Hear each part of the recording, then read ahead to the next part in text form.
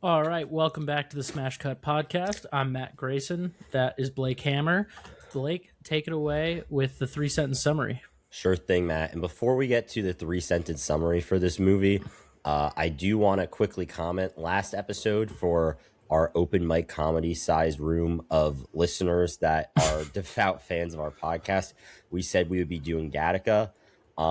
We both watched Gattaca and we realized that it is a serious issues movie. And while I think we would both agree that Gattaca is a great movie, Oh, yeah. I don't think people come to this podcast to hear us have a serious discussion about the ethics of eugenics. So we pivoted and decided to do Snatch this episode. Generally speaking, we will do films across the spectrum of genre, tone, rating, whatever. But we don't really want to have this podcast be a serious political forum. And if you're looking for a serious political forum, first of all, I think you might be a little brain damaged if you thought this was the spot. But yeah, please listen somewhere else. Maybe listen to the Daily or some shit because you're not going to get it here. But we did watch Snatch today, and I have quite a bit to say about that. So in Snatch, a sunny day in London is about as common as Jason Statham having hair in a movie. So lads from all walks of life get into every form of criminal mischief.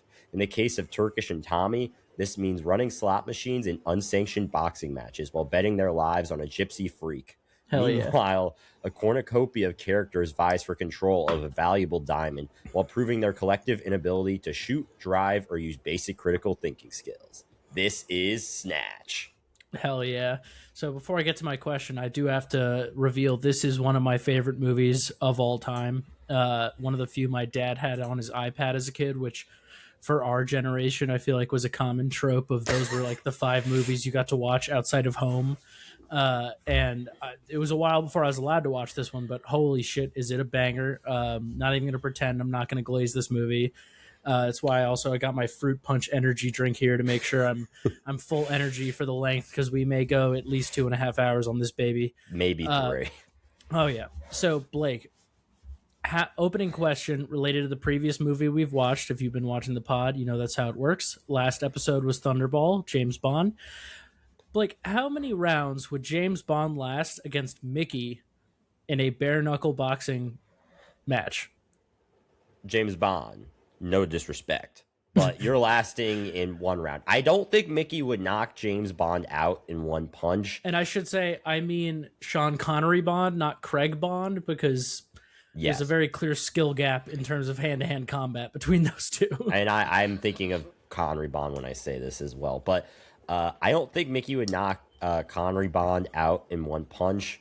That being said, you're putting a bare-knuckle gypsy boxing champion against a guy who does not really do a lot of hand-to-hand combat. And when he does, he's fighting guys like who have eye patches or who are like 70 years old, like or wearing high heels and a dress. Yeah. So yeah, I don't really think I think there's a bit of a skill gap there. So yeah, I got Mickey by knockout. I would say within 30 seconds of the closing bell of the first round. Now, I will say, if he was fighting Mickey's mom, Sean Connery would dominate. He would love that shit. I mean, that's his wheelhouse right there, dude. That's a one-punch knockout from Connery Bond. I do actually, for once, I have follow-up. I have a B and C part to this question. Oh, shit. Now, what if James Bond had his jetpack from Thunderball? That's a no contest because he hits one punch, he starts stumbling, he presses the jetpack, and he makes an escape. Remember, though, he only gets 20 seconds out of it, so how many times is he going to use that? Well, he's going to use it all 20 seconds of it at once and leave the ring. Okay, and finally, would Spectre, the evil criminal organization from James Bond, hire Bricktop? I think Bricktop would be kind of Largo's replacement as the agent of death. I do think that Bond would like hide in like a dog cage or something, and when he goes to tase him, he would like pop out with like some taser type gadget and like deep fry Bricktop on the spot. All right, well, that's all I got for those opening questions. Let's get into some scenes. Kind of like super bad for Blake. Because of my love of this movie, we're probably going to end up going practically scene for scene through it, which we usually try and avoid, but luckily this one's a banger. I will say this is a Matthew Vaughn production, who was heavily involved behind the scenes as well. Matthew Vaughn's made a lot of bangers, at least one of which we'll get to on this pod, which is the first Kingsman movie.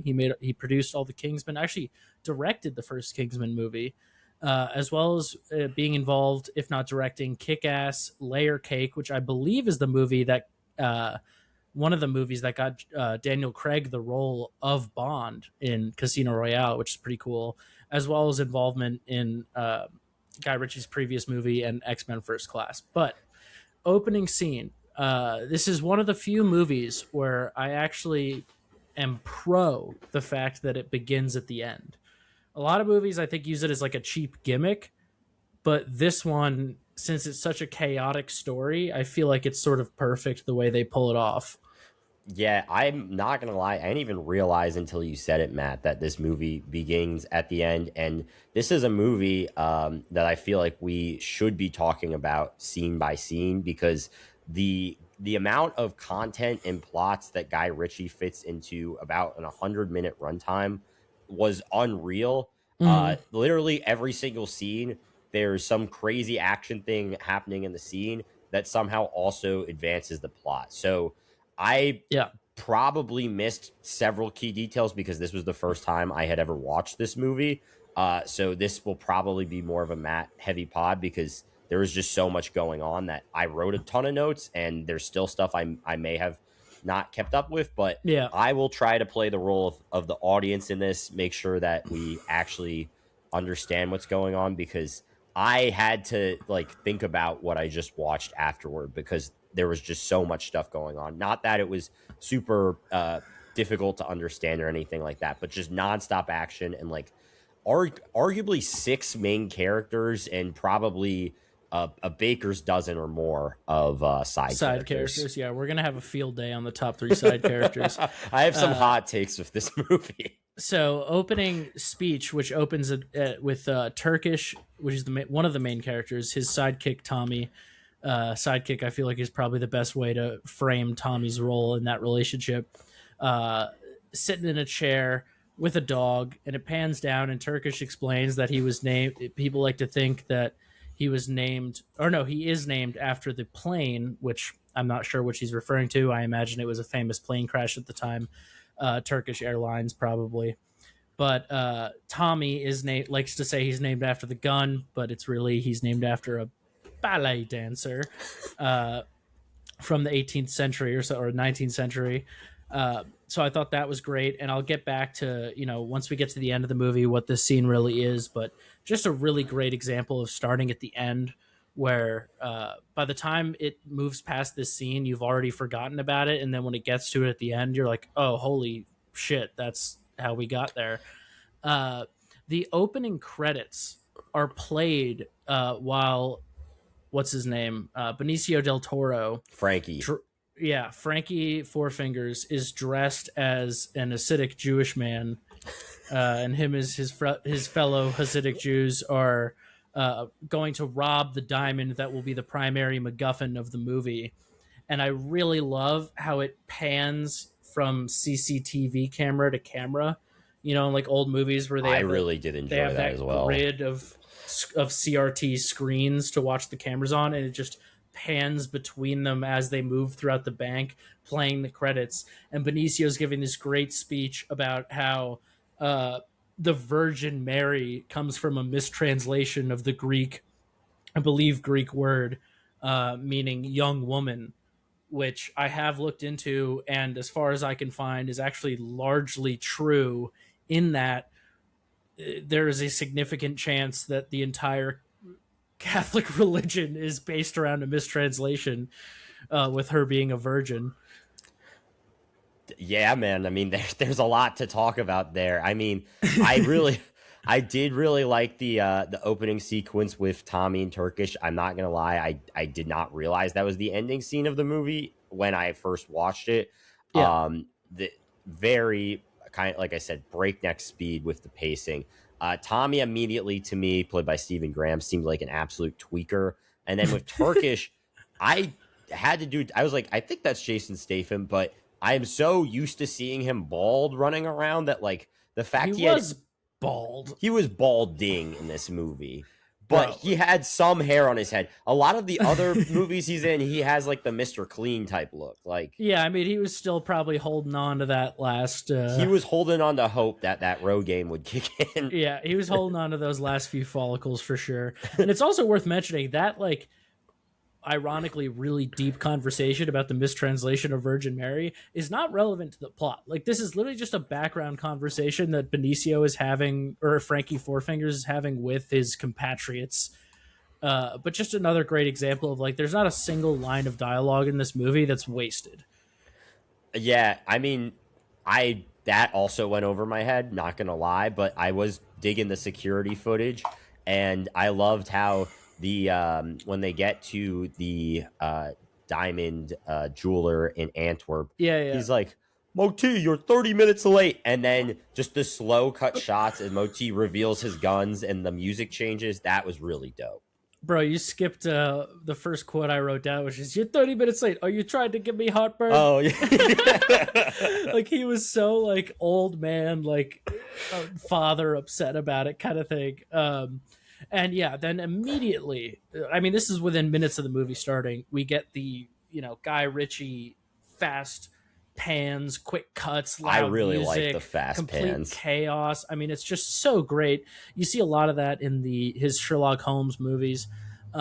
It's just such a kinetic intro to the film, like, really gets you locked in on what's happening, but also sort of alludes to the chaos of a robbery. Like, you don't have that wide view of everything happening. It's more like if you were in that moment and shit's just happening around you. I thought that was great. And also the fact that all the credits have ended by this point, but in the middle of that chaos, it pauses to put up the written and directed by Guy Ritchie as the final credit line and keeps going. I mean, as soon as I saw the credits, I was like, holy shit, this is a big ass cast, because there's like 20 dudes. I mean, there's almost no female characters in this movie, so there are two that we. There are two, I would say there's three, but one of them is basically the same person, or two of them there are are basically the three same with person. real speaking lines, and two of those three are twins who I am guessing were actually just played by the same person. I think no, they're played by two different people, but I think they actually are identical twins. Okay, I mean, either they way, have the same sort of. last name at least, And they also have the same lines, yeah, which is kind of crazy to think about. Nicola and Tina Collins play Alex and so Susie, there who are are the technically twins. two, but they have the same lines. We also, for whatever reason, this is just one of the lines that sticks with me. Like, Benicio del Toro as Frankie Four Fingers does not have a ton of lines in this movie, but he does stick with you. Really, as we discussed, there's a ton of characters, but each one just has that little thing that sticks with you, in my opinion. And for him, one of the first ones was him in the middle of this robbery talking to the manager, and he's like, "Where is the stone?" And then he doesn't answer. He's like, "Where is the stone?" And punches a guy, and he's like, "Come on, where's the stone?" Like, at the last one is like, "Come on, man, what are you making me do this for?" I loved that shit. And so then we cut to the introduction, well, second scene, but real introduction to Tommy and Jason Statham's character, Turkish, who are, this is the first time watching this that occurred to me, like, they could literally make more money working a minimum wage job than they appear to be making as underground boxing promoters. Like, Well, no, they have the slot machine. oh, sure, but they live in a rundown caravan, which for the American audience, basically just an RV trailer. They live in a rundown RV under a bridge. Man, those guys are not meant to work a 9 to 5. Dude. Come on now. I also do want to quickly comment. I think between the diamond scene and that scene, there's like a really fast pan where it basically just hovers over each person in the cast and says their character's name. Yeah. Yep. And I again had never seen the movie before, but I saw the ones that stood out to me were Cousin Avi, Mickey, and Vinny in that opening scene. I was like, these guys look fucking dope. Yeah, dude. And I will say those characters did live up to the hype. They were all dope. The behind the scenes showed a good like they storyboarded that entire freeze frame character intro that like later years Suicide Squad would steal and do horribly. They fucking nailed it because unlike those movies, they clearly planned it out where like one of them has the diamond and puts it in a safe, and then a different character opens the safe and takes it out and gets his shot, and then he hands something to someone else and they get their shot. Like it just flowed together so well. There was a logical order to introducing the characters, which I appreciate. I will say, with all the fast cuts, and kind of just like the random music and like kind of going from dialogue to immediate action, and I mean this in a compliment way, and I think this is part of the reason that you like the movie so much, Matt. The whole movie felt very like comic booky. Um, Yeah, I would agree with that. I think there's actually some scenes later on where I wrote down that it felt like, a mix between a pulp novel and a comic book. yeah, The different framing of shots where you have panels of characters doing stuff that move and things are happening quickly. Like it moved from scene to scene, and it did it in a way that, again, like there are movies today that try and emulate that and just fail miserably. I just think the diamond scene was the first one where I was like, holy shit. And I've seen kind of, I guess, a lot of elements of this movie, I would say, in more recent movies. And I would agree with you, Matt. You just can't beat the original for a lot of things. Exactly. This is one of the ways I know a movie is a banger for the pod is if I'm writing more quotes down than actual notes. And this Yeah. is one of the movies where like maybe not literally, but I was writing probably on par quotes to notes.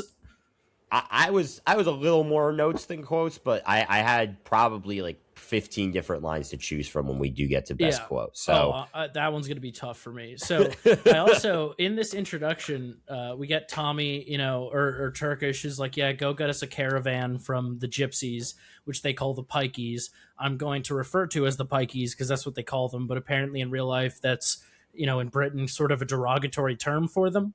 isn't gypsies a derogatory term too? I have no fucking idea at this point, dude. So I'm just going to go with pikeys because that's what they're called in the movie. I would say it would be politically correct and call them Irish travelers, but I don't. That's what they're called, dude. But they're not Irish. Well, I know of Irish travelers actually before this movie because there's many headlines in U.S. newspapers about Irish travelers basically waltzing into different towns over the summer, setting up fake contractor businesses, either no showing or not doing any work or doing a fucking shitty ass job and then leaving. And like, I don't want to stereotype people, but like when the only headlines about anyone in your group is that you're scamming people and doing fly by night operations, like it's a little harder for me to differentiate from that. When I don't really see a lot of positive headlines about this particular crew, and the way they're portrayed in the movie doesn't exactly make them seem like. I will say headlines being like local gypsy family moves in and helps the poor is not as grabbing as gypsy family moves in and steals shit. I mean, Tyson Fury is a good representative of the gypsy community. He's the gypsy king. I don't know if he actually is part of that group, but it sounds cool, and he's good at boxing like Mickey is. Anyway, but also this scene introduces a recurring joke that's one of the only things in the movie that sort of like, as a kid, I just went with, but as an older person is lost on me, which is, what is the deal with Turkish's recurring German accent bit? You know what I'm talking about? Oh, when he's like, before the Germans get here. Yeah. I think he was just being silly with Tommy. I didn't really get that at all. And yeah. I'll get into this later. There are entire, like, and I put subtitles on 5 minutes in because as soon as Mickey started speaking, I was like, I need subtitles because I'm not going to understand what he's saying otherwise.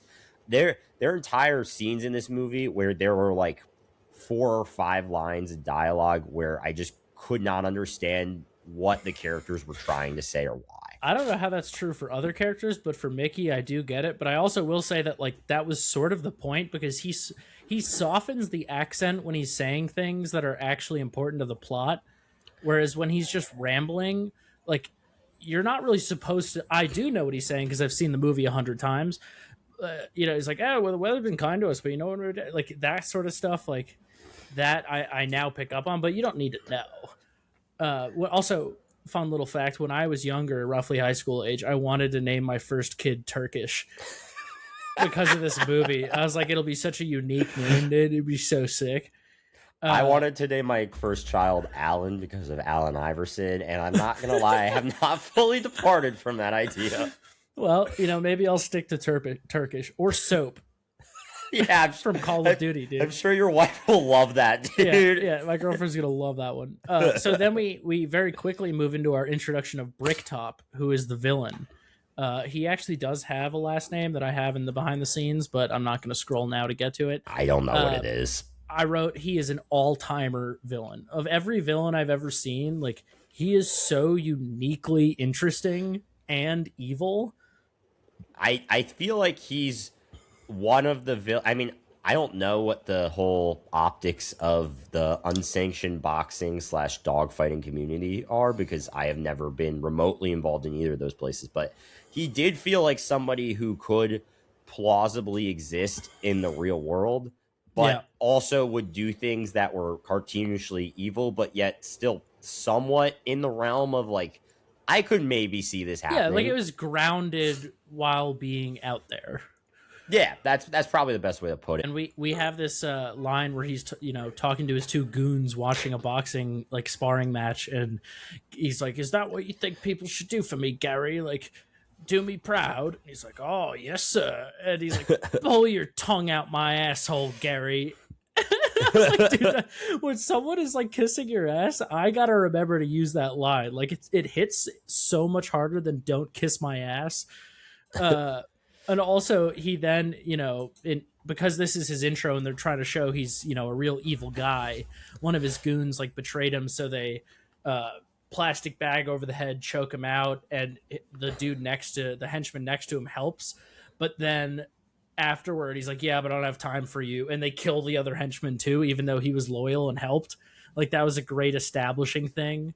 Go ahead. I mean, one thing he just says throughout the movie to, I believe Earl is the henchman's name. I think it's Earl and John. He's like, "Thinking gets you in trouble." Errol. Yeah. It's Harold, but he calls him Errol. I can't even do a British accent, so I'm not even going to attempt it. But he repeatedly tells him, he'll like try to be like supportive or like help him out and be like, "Thinking gets you in trouble." Yeah. He's like, don't even bother. I also love how when they're choking the guy out, the two guys who were sparring are just like, "What the fuck?" And he's like, "Get back to work. What are you doing?" Like that was so good. So I wrote down, it's sort of like a British Pulp Fiction. It has the comic booky nature, but also Pulp Fiction is called that, the movie, because of like it's based on pulp novels, like really short stories that you pick up for cheap and read on the bus and throw away. They're all cliches, like two hitmen going on a job, the hitman takes out the boss's daughter. Like everything in Pulp Fiction, even though they connect, are meant to be like you could watch them on their own and it would still be entertaining and they'd be short little stories. That's sort of like this is sort of the British version of that, where there's all these storylines that you could just watch like their part of it and still have a great time, but mashed together and eventually crossing paths makes it even better. Yeah, I also did love in the Bricktop intro scene. And yeah, I mean, this movie could be two pulp novels. There was kind of the diamond story and then the boxing story. And these actually do weave together, which I don't think the stories in Pulp Fiction fully do. They do, but not nearly to the degree that this one does. That's more, yeah. And if anything, the deleted scenes, which we'll get to, would have weaved it more together. But I think they struck a nice balance where like the storylines cross paths, but then stay separate again until later where they sort of cross again, but they never align. They never fully converge. Yeah. But yeah, I also did love Bricktop's opening scene where he goes, "Feed him to the pigs, Errol." And he just feeds that dead body, the pigs. Yep. He's I will say, he seems like a skilled hog farmer. So that is a unique like thing to this movie that I've never seen else. I've heard it like referenced elsewhere, but the villain in this one just feeding anyone he wants gone to pigs. So sick. That's pretty dope, man. So we get Cousin Avi's intro, which I'm not really sure why it's Avi, because his name is Abraham. So you would think it would be like Abby, but well, Abby's a girl's name. Can't have that. Well, no shit. But again, his name is Abraham. So I don't really know how they get to Avi, but I love Cousin Avi. He's like, "Yeah, we're going to London." And then his buddy's like, "London?" He's like, "Yeah, London." And then some other guy is like, London? And he's like, yeah, London, fish tip, chips, cup of tea, bad I have food, this worse exact weather, quote. Merry fucking Poppins, Yeah. London. I was like, that's... I wrote down so true when he said like that. literally average American's view of what London is. That is what London is, dude. I've been to London and it sucked. Yeah, I'm not going to go to London. I'm going to tell you this right now, and sorry to our fucking UK fans. I doubt any of you exist, but yeah, I would rather spend a week in Detroit, Michigan, Milwaukee, Muncie, Indiana, Gary, Indiana. Yeah, put me in Hot Springs. Put me in Fayetteville, Arkansas, and I'm going to have a better time for a week than I would if I was in London. Yeah, I mean, I'm not going to Beta America, and I'm not going to back down on that take. Awful.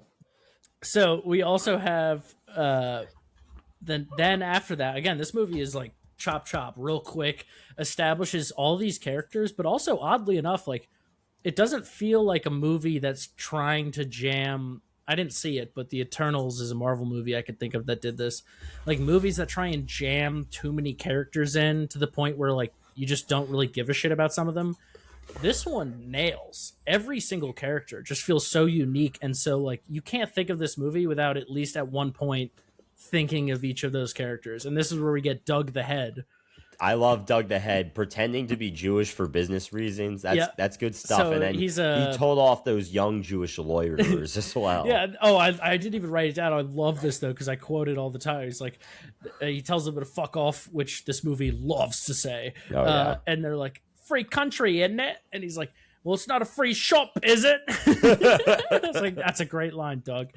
And Turkish is like, he tells people he's Jewish, even tells his family he's Jewish, but he's about as Jewish as he is a fucking monkey.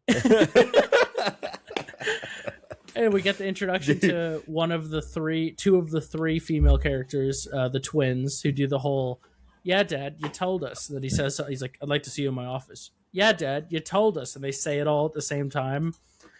I also loved in that scene how Doug has the bar mitzvah ringtone on his phone. Yeah. Also, we haven't really addressed this up until now because we've been getting through the characters. That main MacGuffin of the diamond, they steal a massive diamond in the beginning, which then Frankie Four Fingers brings to London. Cousin Avi is in America. He's invested in the outcome of this diamond. It gets brought to Doug the Head to prepare for sale, and that, Doug and Avi are involved. All of these people are just the one thing that connects them all is this giant ass diamond. I'm probably not going to reference it much else while we go through these because we're 30 minutes in and 5 minutes into the movie, but that was 5 minutes of the movie. I mean, not literally, but maybe like 12. So then we get Tommy, who's been sent to, we flash back to Tommy, who's been sent to the Pikey campsite in order to buy a new caravan from them. And he gets out of the car, and the young kid, the gypsy kid, is like, oh, you want me to go and find him for you? And he's like, yeah. And then the kid just stands there, and he's like, well, what are you waiting for? And he's like, the £5 you're going to pay me. So the second that they then encounter Brad Pitt at that campsite was the minute I turned on subtitles for this movie. As soon as he started speaking, I was like, was there direction for him? Like, talk like you have someone's fist in your mouth. Like, it was. Well, the voiceover literally says that it's not English, it's not Irish, it's just Pikey, and no one can tell what they're saying. I couldn't tell what they were saying, so mission accomplished. That was the point. I actually, behind the scenes tidbit with the Pikey stuff is that, so Brad Pitt originally wanted to do the kind of accent and get it like super authentic, want to do the Irish traveler dialect, and he just could not do it. So he was about to drop out of the movie, and he was like, hey, like, Guy Ritchie, you should play this part. Like, I cannot do this accent at all. And then a crew member was like, hey, man, like, don't worry about it. Like, no one understands these gypsies anyway. Yeah. So he was inspired by that, and he just made it completely unintelligible. Exactly. And that's sort of, again, like, the point where lines that he says that are important to the plot, he softens the accent a lot. So anytime where he's talking in a way that you just have no fucking clue what's happening, it means you don't need to know what he's saying. I also love how I've watched this on many rewatches, and I go back and forth about what he was doing, but I think he was taking a shit behind the car next to his caravan, because his intro is him standing up and pulling his pants up from next to the caravan. A heavily downvoted piece of IMDb trivia said that it strongly implied that that is what he's doing. I don't know if it was downvoted because it was inaccurate or because people just didn't like that they were mentioning him taking a shit, but that's my interpretation no, that's of definitely what was he was going doing. on. I've seen this probably a dozen times. I don't know what else he would be doing in that case, unless he's just like, yeah, I love rubbing my ass on the grass. Yeah, I also love how he like fake boxes the little kid, and like every once in a while I'll just call him like, you little fucker. Like, that's just such a fun. I love calling people a little fucker. Matt, how would you do if you had to negotiate with gypsies? Oh, it'd be great, dude. I'd be like, all right, I'll toss in a dog. You give me this deal, and they're like, ah, la, la, la, la. And then by the end of the deal, I would just take one of their dogs and give it to them. You got to play them at their own game, dude. You got to scam the scammers. I think you I would get be taken for a ride. I think I would be in a Tommy type position Yeah. In these negotiations. And there's a point, so they sell Tommy what he thinks is, I thought it was a working caravan too. And they're like, they're kind of giving him the runaround, you know, and he goes, I'll see what all the fuss was about. They ain't bad fellas. That was my British accent attempt. Good and try. the caravan immediately broke down and the wheels fell off. So the wheels come off, yeah. He's like, well, deal was you bought it how you saw it. Yeah. It was like, genius move, dude. I mean, he wasn't lying. They bought it as he saw it. Also, one of the all-time lines in this that sticks with me is Mickey and his mom, who we're first introduced to here. And it's just, a no-nonsense kind of lady. Doesn't want her bi fighting. They like to say bi for boy. But they're going in, and he's like, you like dogs? It's like, what? You like dogs? And he's like, oh, dogs. Yeah, I like dogs. Like, I love that bit. I was so confused at that part, dude. Well, because he was just saying dogs in a way that he didn't understand because he was calling them degs. He's like, oh, dogs. And then right before the caravan fails and he's walking away, they throw in a dog with the deal because that's just a thing they do, I guess. And he's like, yeah, good dog, good family. He's not talking about the caravan. He's just like, good dog, good family. And you're like, all right, yeah, good deal. So after the caravan breaks down, Tommy's like, man, you ripped us off. Like, give us our money back. And he's like, nah. So he's like, well, I'll fight you for it. And his mom's like, don't fight, man. Over my dead body, you're going to fight, which is foreshadowing for later in the movie. But he brings out Gorgeous George, who's kind of their, the leader of the stable of studs that they got. Tommy and Turkish, like, they run, they're underground boxing promoters. So Gorgeous George is like their guy, the boxer guy. And if you guys aren't really keeping up with it, that's okay, because I was not really fully following what happened in this movie until the next scene where Gorgeous George does fight Mickey, and Gorgeous George starts wailing on him. He does some... I guess they were doing more of an MMA fight because he starts kicking him, and Mickey says, deadly kick for a fat fucker, you know that? I love how he says fat fucker. And also I like him saying, nobody brings a fellow the size of you unless they're trying to say something without talking. I was like, Mickey, Damn. That was where you're like, Mickey's a smart guy. Like, because the whole thing was they brought Gorgeous George, but had him like sit in the car, basically as like the muscle. And Mickey's not, they're not pulling the wool over his eyes. Like, he fucking knows. I also love him saying, why the fuck I want a caravan that's got no fucking wheels? But yeah, Mickey so we had get some to this terrible tattoos, by the way. We get to this fight. Mickey, Brad Pitt, who plays Mickey, in case we haven't mentioned, we have mentioned that, jacked as always, looking lean, looking like what every man wants to look like. Kind of like me. He gets into this fight. Me too. And then he pulls off his shirt after getting hit by Gorgeous George a bunch of times, and he pulls it off, and the music switches right as he throws just like a kind of punch out of nowhere, and immediately knocks Gorgeous George on his ass. That was fucking sick. Was so dope. That was so dope, dude. I didn't know, because again, I had not seen this before. I had no idea what kind of the end result of that scene was. I kind of thought that what was going to happen was they kind of just got into a giant brawl, and then all the gypsies kind of got involved. So for him just to knock him square out, and the like, oh shit look that flashes across Tommy's face when that happens, was like, holy shit. Like, and again, that like was nuts. the fight doesn't start with that. Like, it starts with Gorgeous George literally throwing Brad Pitt around, and I love how he throws him into the wooden wall and knocks it over, and then he stretches his legs while laying down and then goes, right, and all the gypsies lift the wall up as he jumps up off of it, like such smooth filmmaking, and then just goes right into that. And then Turkish says another top line of the movie, which is they're all, the music's playing, the gypsies are all talking, they're yelling over Tommy, and he's like, yeah, why would if Gorgeous George doesn't wake up, these gypsies are just going to kill Tommy too and bury him, because why deal with the possibility of having cops come when you could just bury both guys and move on. And he's like, right now, Tommy the tit is praying, and if he isn't, he fucking should be. I was like, that's such a sick line. And then we get our intro to Vinny and Soul with the Ghost Town song playing for the first time. Oh yeah, that was that. It's sort of a ska-ish song. That's the one that's like whenever they're walking. The old-timey sounding one. I don't know if this is ringing a bell for you. This sounds, again, dude, there was... I kind of remember that. There's like 50 fucking things going on in this movie, dude. Yeah. I mean, the soundtrack is fucking tremendous. I enjoyed the soundtrack. I did write that down. Every song is just a banger for the scene that it's doing. Yeah. I don't know about standalone, but they fit perfectly within the movie. And I will say they also...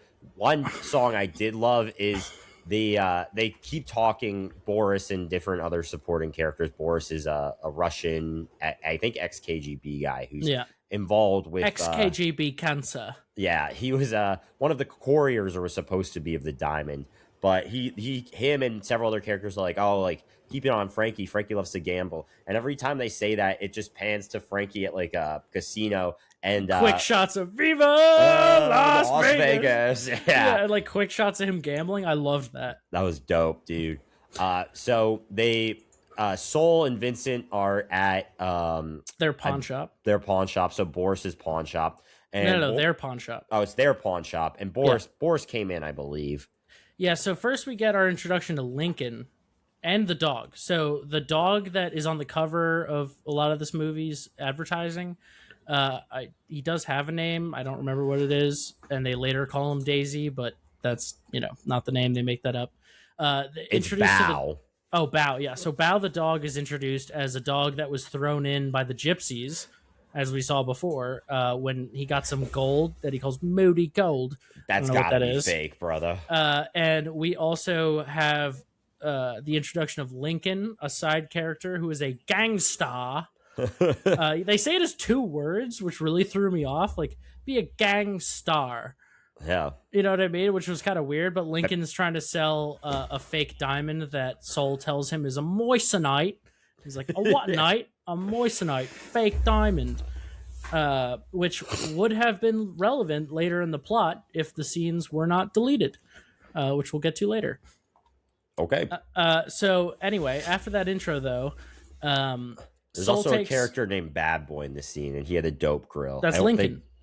Lincoln is Bad Boy. Yeah, his name's Lincoln. They call him Lincoln throughout the movie. I just wrote his name as Bad Boy, but his grill was dope. That's what I was going to say. So he lets Bao off the leash, and then right then, Boris the Blade, otherwise known as Boris the Bullet Dodger, the Russian... He dodges bullets. Yeah, the Russian guy who, that actor was just eating up his scenes. I mean, having so much fun playing a villain. He's like the only guy that leans into that cartoonish aspect of what's going on, of being evil. Rods Serbadezija. Okay, that guy. He comes in and the dog runs out the door as he opens it, and Soul is another one of my favorite lines. Soul is like, "Hey, Boris, don't worry about the dog." And Boris is like, "I'm not." He keeps coming in. I was like, damn, dude.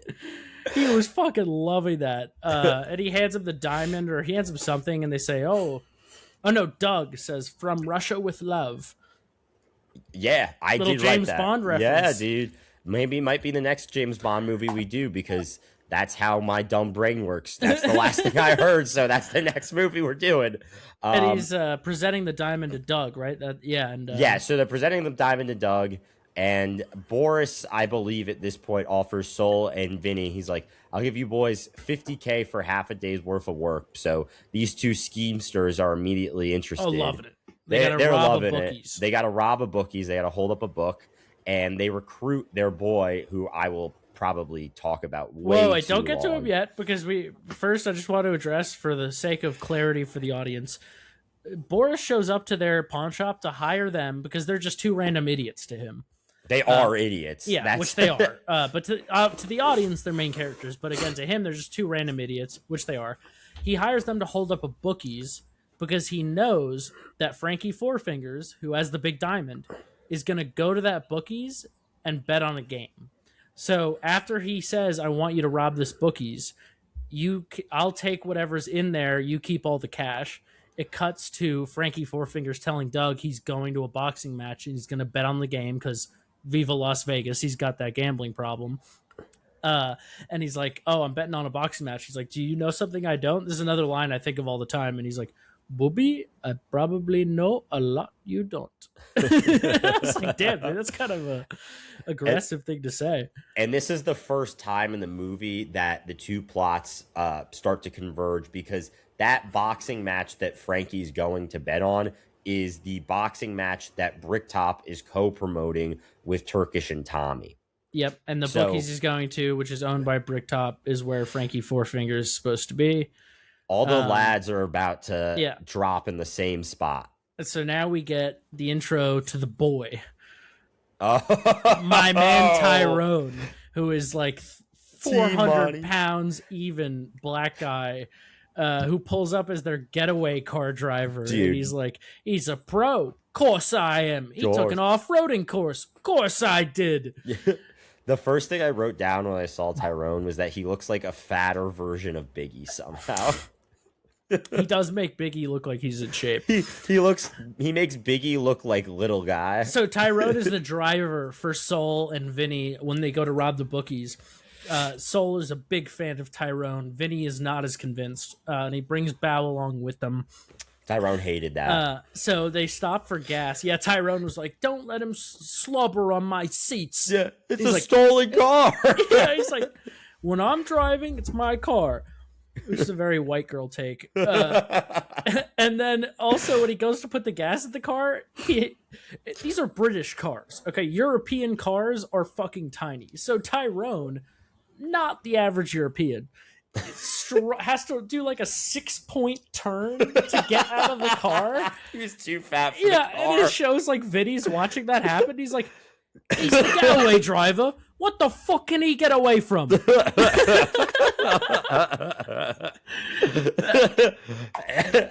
And then at that point, I believe as they're getting ready to go into the he pulls out the big shotgun. He pulls up the big shotgun, and Sol goes, "It's a fucking anti-aircraft gun, Vincent." Yeah, I wrote down, first of all, the gun, by the way, is a Spaz 12, which is a Russian shotgun, very famously in Call of Duty. But I just wrote it. The British understanding of guns is so funny to me. Like, he took out a regular, if not compact, shotgun, and he's like, it's a fucking anti-aircraft rifle. Dude, this is a country where knives are banned. Like, you can't have kitchen knives on the street. You think they know anything about firearms, dude? Your average housewife is concealed carrying. Dude, the Second Amendment in England is as real as the Tooth Fairy is. And then Tyrone is like, "Oh, the space is too big." I never related more to a movie character. His horrible driving skills. Well, dude, parallel parking is nerve-wracking. And that when car I had was no 16 backup on my camera. driver's exam, it was. But when I was driving my car, the last time I had to parallel park, it was. So Tyrone, and here's again the plots converge. So Frankie Four Fingers is going into the back of his van, like a panel van with doors, to change before he goes into the bookies. He's the guy that they were told to look for, a man with 4 fingers, to rob at the bookies, and then they could keep all the cash from the bookies, and whatever the 4-finger guy has goes to Boris. Tyrone, not knowing Four Fingers is in that van, backs up parallel parking directly into the van. He crashes immediately. Blocking the doors shut. And he's like, it was a funny angle. And Vinny's like, it's behind you, Tyrone. Yeah. When you reverse, things come from behind you. Dude, it made me think of when you drove into the dirt right outside my driveway. You exited my driveway, there's like a hill of dirt, and he just left turns onto the road and then keeps going into the dirt. And you're like, dude, it was to the left of me. I was like, yeah. To be fair, I was 17 and had my license for maybe 6 months at that point. I have not done anything like that since then. This is also where I realized that I really like movies that are about criminals being retarded. Well, dude, fun fact about that. So everything that Soul, Vinny, and Tyrone do to fuck up during this movie was taken from actual, like, late night news show segments about crimes gone wrong in real life. It feels so realistic because these are things that actually happen.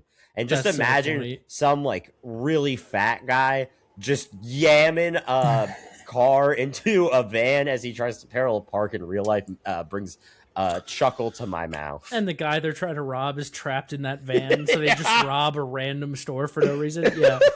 So they go in the store and they immediately fuck up the robbery. Skipped Bao chomping out. Oh, Bao, toy, yes. And he swallows the squeaky toy, which is a running thing in the movie where they squeeze the dog and it squeaks. And he says, "Don't snatch." They said the title. Peter Griffin meme. He said it. He said it. So go ahead. So at this point, the Tyrone and Soul go in. They try to rob. I don't remember the name of this character, but the woman who runs the book that Bricktop owns immediately snuffs out what they're going to do. Yeah. Barricades them into the building. They can't go out the door, and there's like paneling over the book, so they can't rob anything. They just have a pack of coins. And they get a bag of coins because she's like, all bets are off. And they're like, well, give me the money. And he's like, I'm not buying that. And she's like, well, all bets, like pointing to the words on the board, are off. He's like, I'm not buying it. She's like, well, that's good because I ain't selling it. It's a fact. Yeah. So they get a bag of coins and they go to leave and they're trapped. Yep.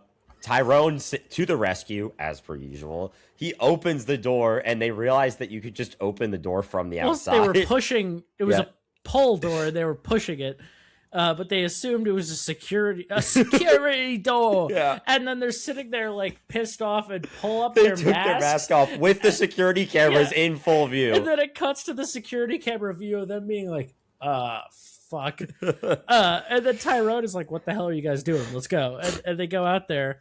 And as they move the car, Frankie Four Fingers stumbles out of the car with the briefcase. So Tyrone stops and goes to grab the briefcase and realizes it's attached to Frankie Four Fingers. So he's like dragging his body, shoves him into the car, and in the middle of the road. Yeah, and they're like, "Who the fuck is this man, Tyrone?" And he's like, "It's a man with 4 fingers in a briefcase, Vinny." And it was like, "Get fucked, Vinny. You know, you've been roasting my boy Tyrone this whole time. Show some respect." Tyrone is clutch right now.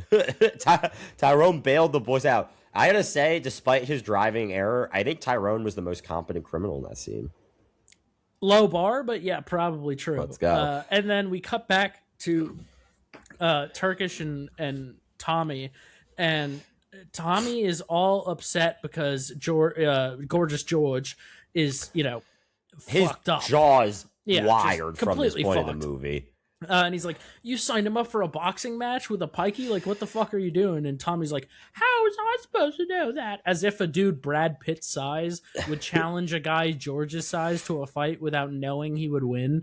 Also, one thing that just occurred to me, despite his name being Gorgeous George, he is one ugly motherfucker. Yeah, he's not a great... I mean, I do think it's ironic, but he obviously, but very funny. Yeah, he's not a gorgeous guy. And also, he's like, Tommy's like, who took the jam out of your donut? Yeah. He's like, you took the jam out of my fucking donut, Tommy. Dude, we got to use that expression more. When would we use that expression? Bro, whenever, you're at work and someone's in like a pissy mood for no reason, be like, who took the jam out of your donut? they're not gonna understand what I'm saying. They'll put it together. It's like being like, who pissed in your cereal? All right, dude. But the boys are trying to rail through their heads. They're like, who can we replace Gorgeous George with in this fight? So the two options that Tommy comes up with, which just shows that he's also completely incompetent at his job, are Joe the Gun and John the Gun and Mad Fist Willie, who are the two fighters on their roster. John the Gun ended up pointing the gun toward himself and killing himself. And Mad Fist Willie went mad. Which I don't really understand why that disqualifies him from fighting in the fight. Because he was in a padded cell, dude. He was in like an asylum. They can bail him out. Come on. I don't think that's how that works. Dude, I don't know. Insane person strength. He would have won that fight in the first round, dude. All right, they're sleeping on Mad Fist Willie, bro. Dude, Mad Fist Willie had like one tiny joke scene. He's not even a real character. Well, no, they also showed him menacingly pulling at that bar, and it was like, this guy is a championship boxer. I can tell. His aura is championship level. All right, now we're back from a quick bathroom break there. Keep it going, Blake. Let's keep it going. So at this point, they're like, you know what? I think we're going to go with Mickey for the fight. And they go to approach Mickey. And Mickey had a bigger entourage than prime Floyd Mayweather. There were like 30 dudes by him, dude. And they were all in the caravan, like a small RV. Just dirty gypsies. I love the huddle they do to just like when he presents the terms and they all like scrunch in together. And they're like, yeah, it's doing it for me, ma.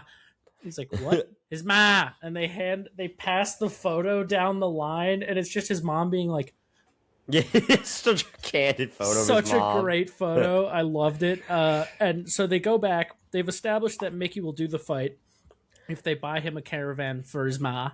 Yeah. And he goes back to tell Bricktop, Turkish, has to go tell Bricktop that they have to replace the fighter, which obviously is a problem because, bets have been placed.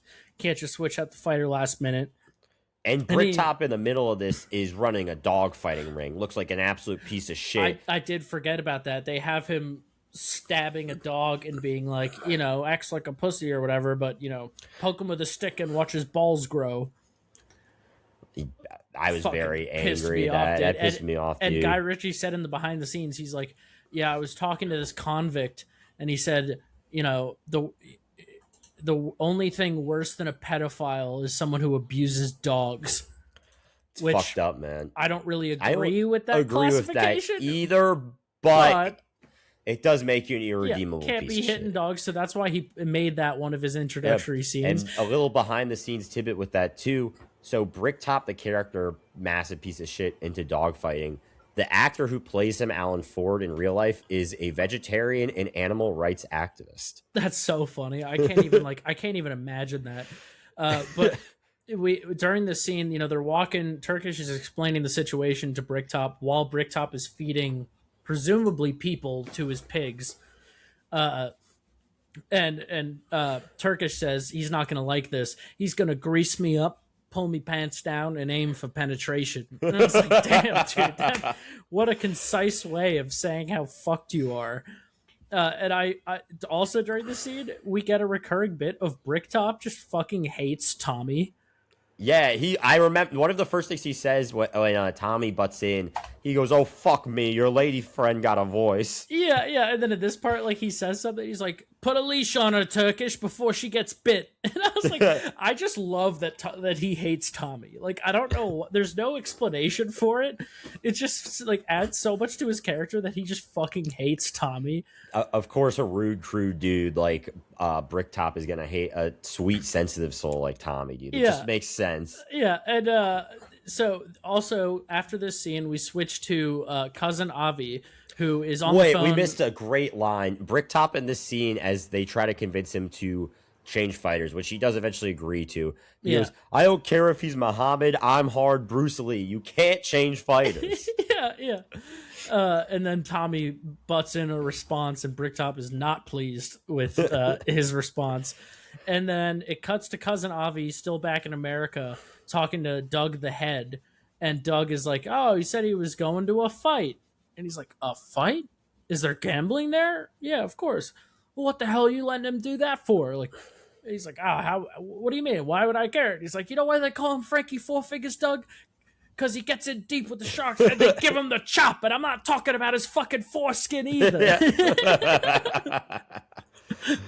And Avi's not pleased by this. He tells his boys, I don't like leaving my country unless it's for warm, sunny beaches. It's like, damn, I have a lot in common with this guy as well. Well, so first of all, it kind of happens twice in the movie, but the editing of Avi flying to England, which is literally just with the him passport stamp, taking a shot on the plane lands, passport, that was fire. And he's in. So sick.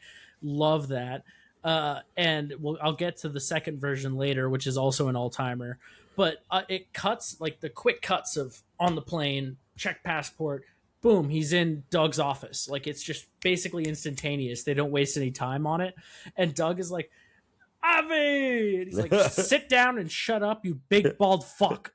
He's also that in the middle of this, or maybe when they're talking on the phone, Doug is just feeling up these girls' jewelry. Like it's not like the them. He's like, man, these earrings are nice. He's examining it. Nice. I was thinking about how weird that would be, but just the like out of bop bop bop quick cuts. Sit down and shut up, you big bald fuck. It's like one of my favorite lines of the whole movie.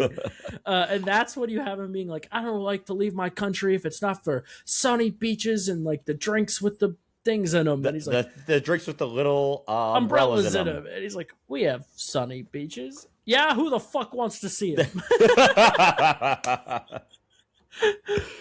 Okay, so and then this is where he basically explains like we're screwed. We got to find this guy. Let's hire someone to help find it. And it cuts to.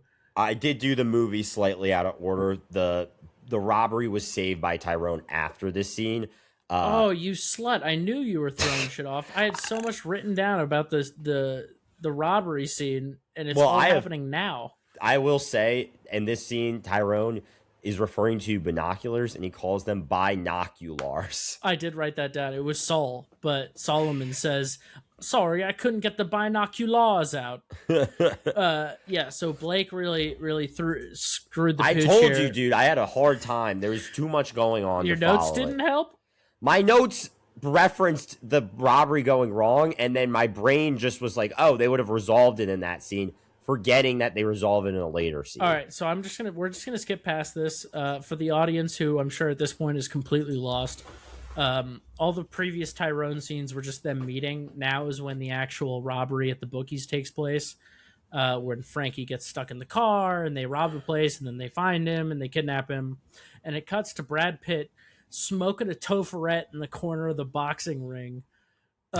Ready to fight, dude, which I just thought was such a sick move. If he's wearing his leather fedora, sitting shirtless in the corner of the ring, smoking a toferette. Yeah, he's doing the jerk off sign. Yeah, he's just fucking ready to go.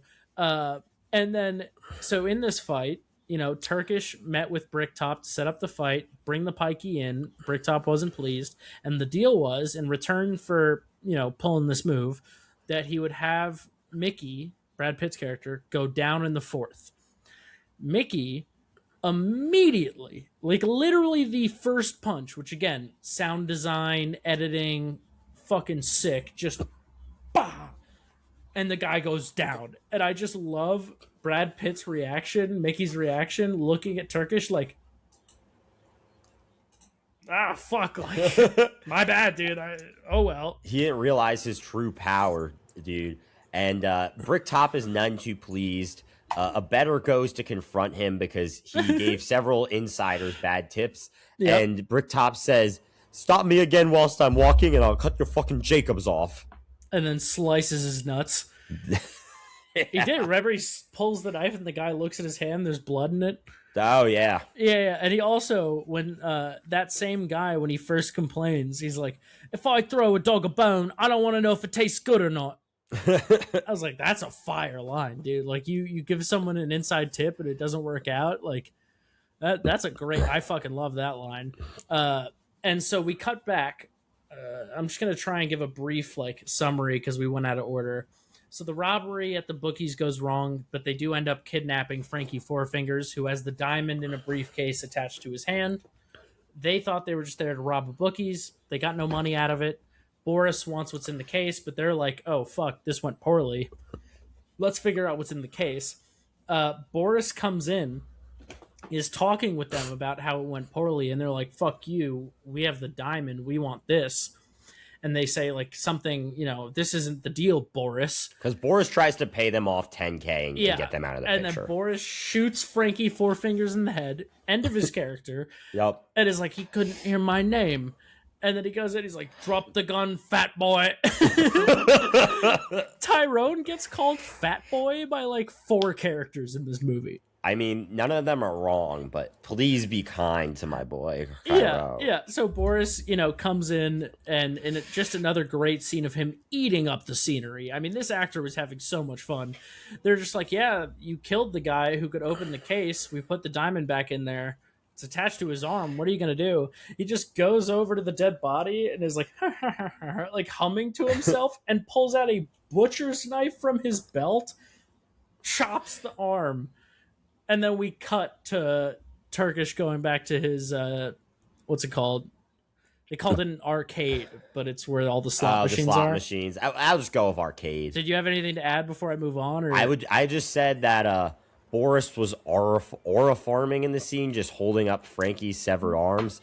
And then I believe Boris is the one who says this, but it may have been someone. I think it was Boris. He goes, or no, it was Bricktop. He goes, find me the silly sogs who black the bookies. And I wrote down that British people just speak gibberish. No, so it's find me the silly sogs who blagged the bookies.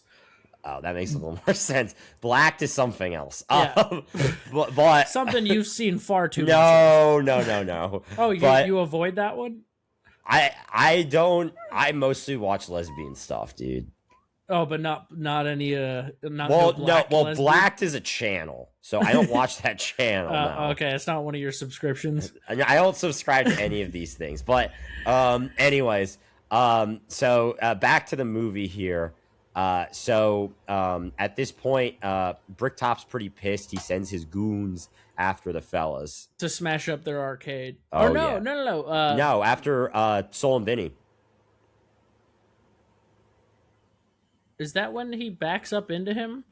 Oh, yeah. So he shows up at the pawn shop, and Vinny or Soul, one of them... Well, no. That's a scene. There's one scene between that. That's, again, there's so much going on here. So at this point, the boys go back to confront Mickey, Tommy and Turkish do, and they find out that Mickey and his boys are doing something called hair coursing, which is essentially... You're skipping ahead a good amount. There's a part where one of them, I can't believe I'm forgetting who. I think it's, I think it's Turkish, is in his, he goes to empty his safe because they were supposed to have Mickey go down the 4th. That didn't happen. They know they're fucked. So he goes back to his slot place to empty out his safe. And it's sort of, again, another Pulp Fiction-like moment. I mean, this is a lot like when Butcher, I think his name was in Pulp Fiction, what's his face? Die Hard guy. Bruce Willis. Yeah, he goes to his apartment. He's expecting the gangsters to be there, but he doesn't see them. So he starts like making a Pop-Tart or whatever. And then he finds out the gangsters are there. They're just in the bathroom. Similar to that, he goes back to open his safe, but he doesn't see anyone. So he starts to make tea because, British. And as he sees the goons there, he's like, oh, fuck. And he starts backing up and he bumps into Bricktop, who was behind him. And Bricktop just goes, Like, it was so weird. He backs up. A guy backs up and he's like, all right. And then he talks to him. And he says, find the guys who blagged the bookies. And then that's what it was. Yeah. Yep. And then we cut to them going back to Mickey to be like, what the fuck are you doing? And his mom says bye over and over. She's like, he's a good bye. Don't get my bye into any fights. And then they say, she's like, oh, they're going coursing. Oh, so now we're caught up to where you were. Now okay. So at this point they go hair coursing, which is essentially Mickey and his boys release 2 dogs to try to catch a hare. If the dogs catch the hare, they just fuck them up, basically tear them limb for limb, do what dogs do. Or the hare could run fast enough and get away from the dogs. And Mickey's boys are just calling him governor, which is pretty geeked. And So what Mickey essentially says to Turkish is, "All right, let's make a bet. If the hair gets caught, or you get to pick. He just says, yeah, if you guess right. If you guess right, I will do the fight for free. If not, you have to buy my mom a new caravan. That's Periwinkle Blue. In Periwinkle Blue, boys. Yeah, like he loves the Periwinkle Blue boys, and I was like, Periwinkle Blue is such a specific fucking color. But he wants them to buy his mom like a bougie caravan this time, not just a regular one. And they're like, what the fuck, dude? You just nearly got us killed. But what are they gonna do? And he gives them the first choice. And it was like whether the hair gets, and this is a good joke in that they're like whether it gets fucked, and Tommy's like proper fucked, meaning like he's like yeah, sure. And I just wrote down, I was like, bro, why are you betting with the pikeys? Like, you have to know this is going poorly. I don't think Tommy's the brightest tool in the shed, or the sharpest tool in the shed. And Turkish does say, like, last thing I want to do is bet a pikey. And it's like, they're in desperation mode, bro.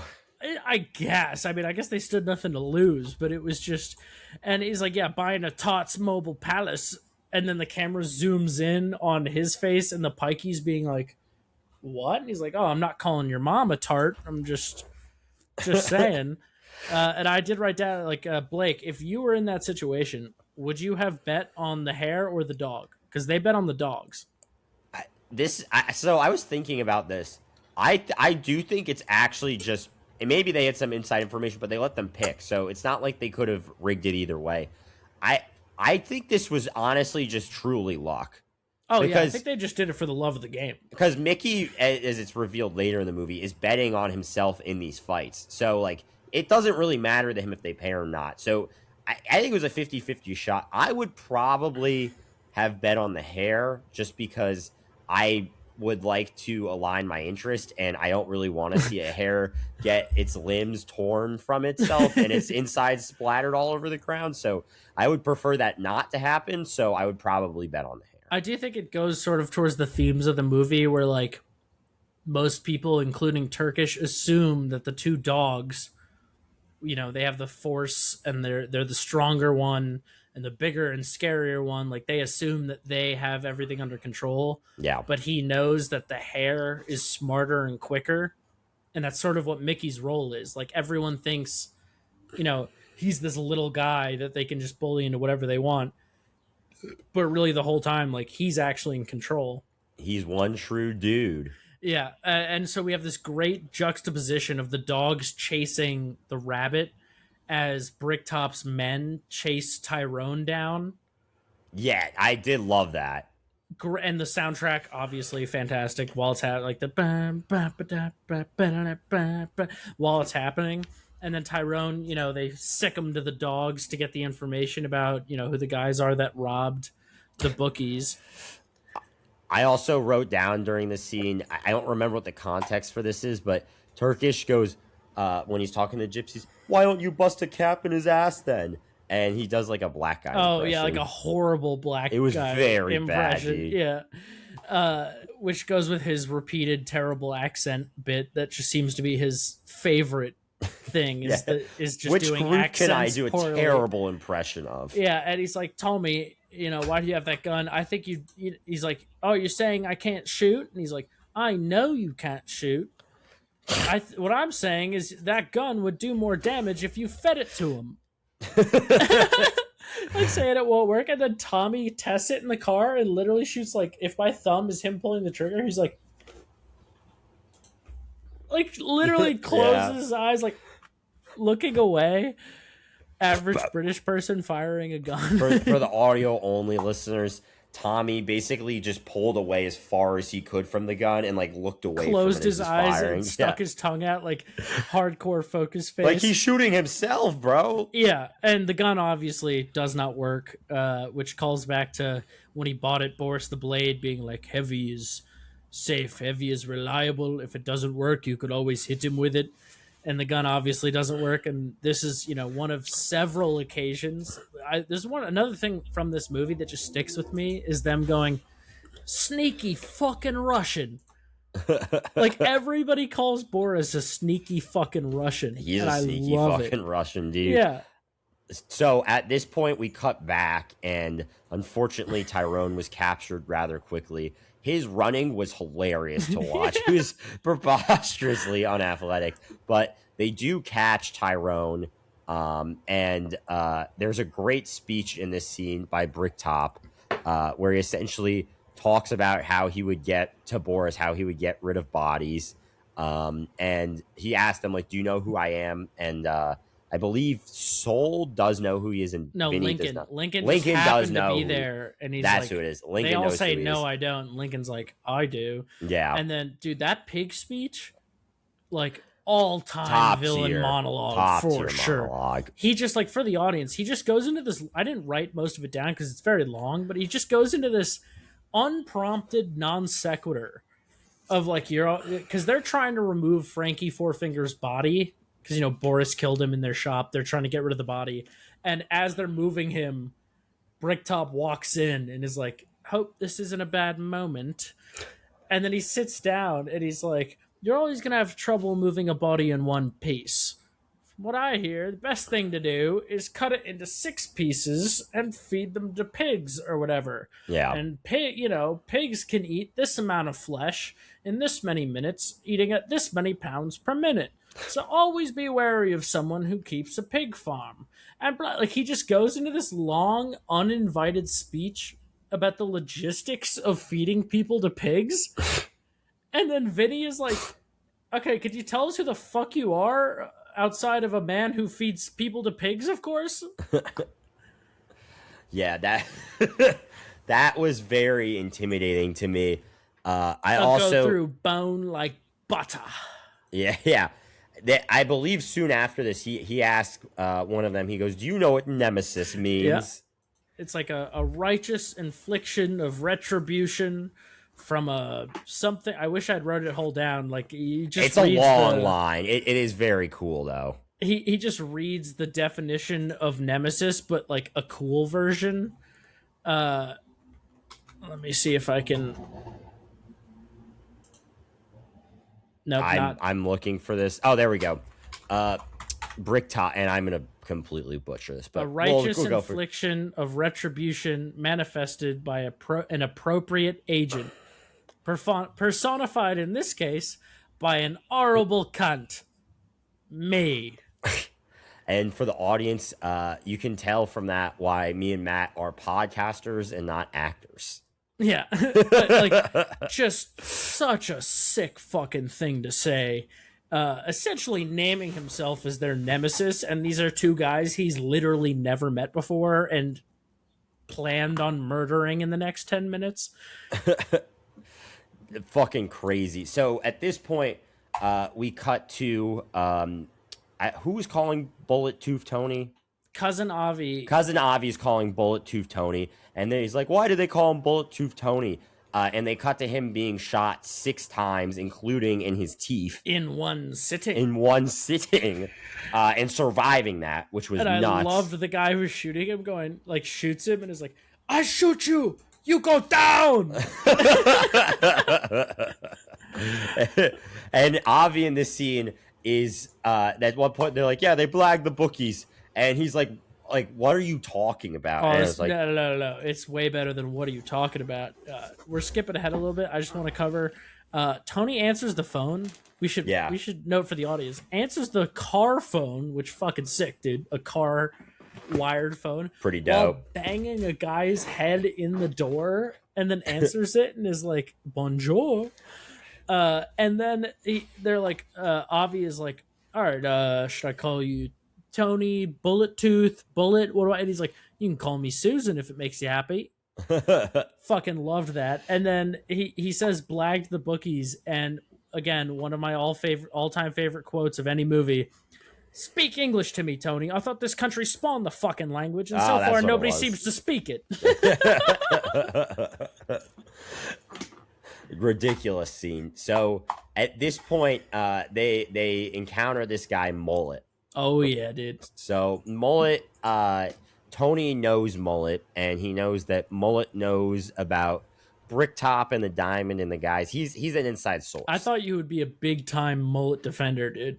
Mullet was a weak bitch. He didn't show me anything, dude. His entire character was getting his head dragged. Oh, but Mad Fist Willie did. I'll get to him. He later, did one rep and then went insane, and you're like, this guy. Well, I'll have to talk more about my love of Mad Fist Willie later. But Mullet is not Mad Fist Willie. Mullet was a little bitch. And so Tony encounters Mullet. He has him come up to the car door, and he pushes Mullet's head through the window into the car. The rest of his body is still on the street level. And he grabs him by his tie, and he starts driving down the street with Mullet's head stuck. Yeah, and while he's talking to him, Mullet's head is stuck in the car. Tony's like, "You're using dog shit for toothpaste, Mullet." Which I just thought was a nice burn. And is this the part where they play the Madonna song, or am I skipping ahead? Yeah. Yeah, so they play a Madonna song in the scene, and they're like, Tony, like, what are you doing? Like, why are you playing that? And he's like, I like the song. I love this tune. Yeah. I love this tune. And what's nuts is, so at the time of the movie, Guy Ritchie was actually dating Madonna, and they later were married for 8 years. But he still had to pay $1 million to use that song, Lucky Star, in the movie, which is especially insane because the overall budget of this movie is $10 million. So he basically paid a tenth of the budget to his wife. Yep. To use a 30-second clip of one of her songs. That's just money laundering if I've ever heard it. Like, literally just paid her, found a way to get his wife $1 million. Well, she wasn't his wife yet, but whatever. They were about to be. Yeah, and also I read, as funny as them dragging him down the street with his head stuck in the window of the car seems like an ideal way to get the cops involved. I think almost everything every character in this movie does is an ideal way to get the cops involved. Yeah, but they're usually in like some sketchy bar or an underground boxing ring. Like, this is literally just the streets of London. In the middle of the day. Yeah, like near the Diamond District. And he's dragging a guy by the head down the street. And we get an all-time shot in the movie, which is the shot of Soul being held at gunpoint by Bullet 2 Tony, and the camera is like looking up. I don't know how to like do it for this, but it's like, you know what I'm talking about? Like, yeah. The camera is on the counter, Soul's head is here, and the gun is right there, so it's just looking up at everything. Oh, yeah, because I believe before they, or maybe after. No, Mullet tells them to go look at Soul. Oh, that's what it is. So Mullet tells them to go look for Soul and Vinny, and Soul and Vinny try to hold up Tony, but their guns say replica on the side. No, you're skipping way ahead. I'm skipping way ahead. Yeah, so I got to get you on track here. So they say that Boris the Blade is the one that came for the diamond and took it. And he's like, Boris the Blade? As in Boris the Bullet Dodger? And he's like, yeah. And then cousin Avi, he's the American. He doesn't know any of these people. He's like, why do they call him the Bullet Dodger? Because he dodges bullets, Avi. And then they call, I think it's Turkish, calls Bricktop and is like, hey, yeah, we lost. Well, he doesn't say they lost a bet, but like, he doesn't want to do the fight. Mickey does not want to do the fight. He just wants us to buy his mom a caravan. Like, yeah, that we lost a bet, so that's the deal now. And Bricktop is pissed. And I don't know if this will win my best quote, but it is the quote from this movie I have said the most, which is Bricktop goes, in the quiet words of the Virgin Mary, come again? Oh, yeah. Like, that's such a funny fucking thing to say, dude. Dude, he played it dead serious, too. But you're following what the joke there? Yeah, because yeah. All right. Because they? Well, the Virgin Mary wasn't actually a virgin, as they said at the start of the movie. So it's her saying, come again. No, it's unrelated to that. It was more just her saying to God, come in me again. Well, that's basically what I was saying. She's not a virgin. That was the joke. But now we get to the arcade getting smashed up. So, yeah. So Brickhouse punishes them in two ways. Bricktop punishes them in two ways. He smashes up their slot machines, and then he burns down Mickey's mom's caravan while she is sleeping in it. Yeah, and I love the way that he delivers that voiceover, like, decided it'd be a good idea to burn Mickey's mom's caravan down while she was asleep inside it. And it's like, oh, Dan, it cuts to that shot of the caravan burning. First of all, I love that they call their slot machine place an arcade. That's pretty dope. It's like how gas stations now that the laws have changed and they can have slot machines, call them skill games. Have you seen that? Like all the I've seen slot machines in gas stations. I have not seen the signs calling them skill games. Almost all those places will have a neon sign. They'll have like Kratom on a neon sign. Jesus Christ. Vape on a neon sign, then skill games. They know their audience, bro. Yeah, they know their audience are people on a pension and or social security going in there to mindlessly tap it away. Oh yeah. And so they're fucking it up. The soundtrack is just a fucking banger per usual. Oh yeah. And then Errol, the main goon of Bricktop, is there. And Turkish is trying to fight back, but he quickly gets overwhelmed. And then Errol pulls out an Alibaba sword, like a big curved sword to kill Turkish with. And then Tommy comes in with his gun that doesn't work, which they don't know. Yeah. And points it at them to get Turkish out. But I wrote down, I was like, where the fuck did he get where did Errol get this Alibaba sword? That is the prop I would most want from this movie. There is a deleted scene, and we'll get to them, but I noticed in a deleted scene of Bullet Tooth Tony going to meet Bricktop, and he has a history with Errol, and they don't like each other. Yeah. Bullet Tooth Tony pulls out that sword in the confrontation. So I think, in theory, Bullet Tooth went to meet Bricktop before this, pulls out the sword. Bricktop is like, hey, put your dicks back in your pants. And then Errol takes the sword away, and that's why he later has it to use on Turkish. So I thought that was a little neat thing that I, after watching this for years, kind of finally came together. And they are then like, Cousin Avi and Bullet Tooth Tony are like, all right, fuck, like Boris the Blade has this diamond that we need. Yep. How are we going to find this guy? He's ex-KGB Kansa. Like, we're not going to find him. And then the daughters in the diamond shop call up and are like, there's a guy here saying he's looking for this. And they're like, where's he from? And do you remember what they say? What did they say? They say, it's hard to tell. He's got a thick Russian accent. Yeah. And it wasn't like in the movie, I think it's played as a joke, but like those characters wasn't. It's like, are they literally retarded? Like, that's like being like, call 911. What's the number? I completely missed that scene. Went over my head as well. There was too much going on in this fucking movie, dude. Let's see what else we got. They call him a sneaky fucking Russian several more times. Okay, so it's the same scene. So Avi also has a goon with him. Oh yeah, like a big guy, and they're like, all right, we got to get the Russian and we got to get the diamond. And the goon is like, he's an old man, no problem. Rosebud's the goon, man. Yeah, Rosebud. And then we get a smash cut. Oh yeah. To him saying, no problem. Smash cut to them in the car, and the goon is just covered in blood. Yeah, covered in blood. And he's like, I need a doctor. And Avi's like, don't you worry. We're going to get this sorted out, and then I'm going to get you a doctor. And not just any doctor. I'm going to get you a nice Jewish doctor. Find my friend a nice Jewish doctor. Yeah. I did love that scene, dude. Dude, Avi is so great.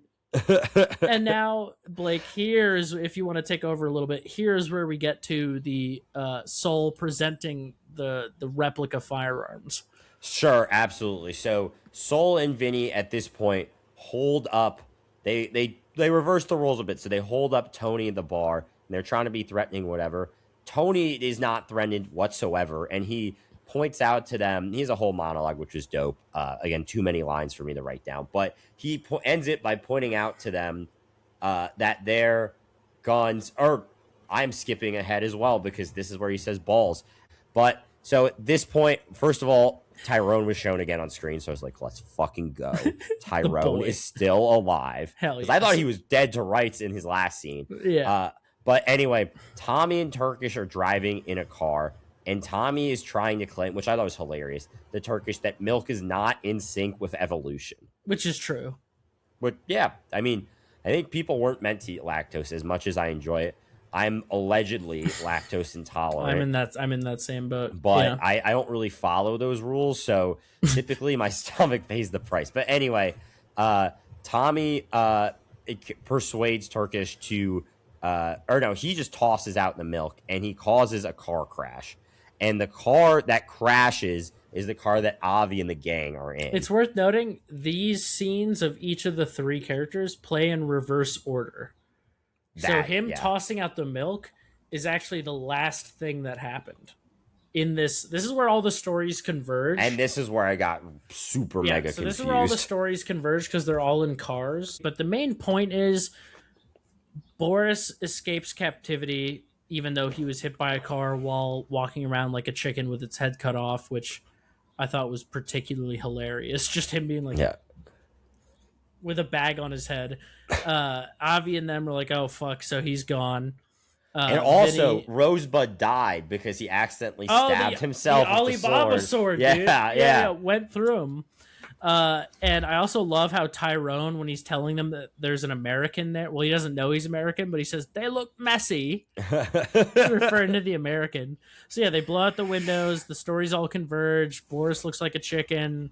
And then when Tommy and Turkish do finally arrive at Boris's house, Tommy's like, yeah, I'm going to fucking tell him what's what.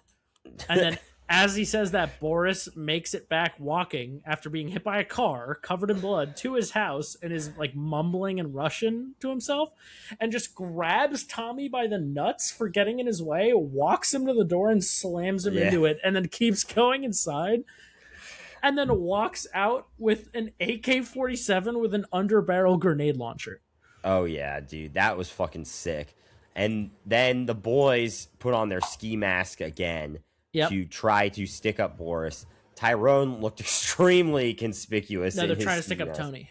Tony. Trying to stick up Tony. And Tyrone in his ski mask sticks out like a sore thumb. And so the boys try to go. Sil and Vinny find Tony. They confront him, and Tony gives a great monologue where all three of them are confronting him, and Tony gives a great monologue, and he says, "My favorite in the whole movie. There are two types of balls. There are big brave balls, and there are little British cigarette balls. Little mincy British cigarette balls. Mincy British cigarettes balls." And he refers to, I believe, Sol as the head of the dick. Or the dick. No, so he's like the dick, and then Vinny and Tyrone are his balls. His balls, yep. And he's like, yeah, now, you thought you smelled some pussy, but there's no pussy here. Just a dose that'll make you wish you were born a man. And that should precipitate your balls into shrinking along with your presence. Oh, yeah. And now fuck off. He also mentions at the end of this that their guns are replicas, and the cut to their guns and just saying replica on the side is so sick. And he's like, me on the other hand, and he pulls out a Desert Eagle pistol, which was he's fucking like, yours say replica written on the side, and mine says Desert Eagle .50. And there's a slow cut to the camera cutting to both of those words being engraved in the side of their respective weapons. So sick, dude. That was really dope. I mean, this is probably my favorite example because the Desert Eagle is most known for being in movies as a big, cool pistol. This is the one I most associate it with, and it's also hilarious because it's literally one of the worst guns ever made. Like, as far as guns that function... So setting aside ones that just simply don't work, it is the most impractical pistol ever designed. Counterpoint, hot glue gun.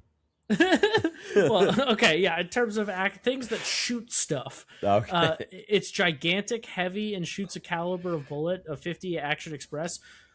Literally no good use, which is why it's never been used for anything other than shooting at the range if you're rich or being in movies because it's giant and cool. I mean, it literally had to design a rifle style bullet ejection and insertion system because it's just so fucking massive. But then Tony, scares them all off and they go to leave.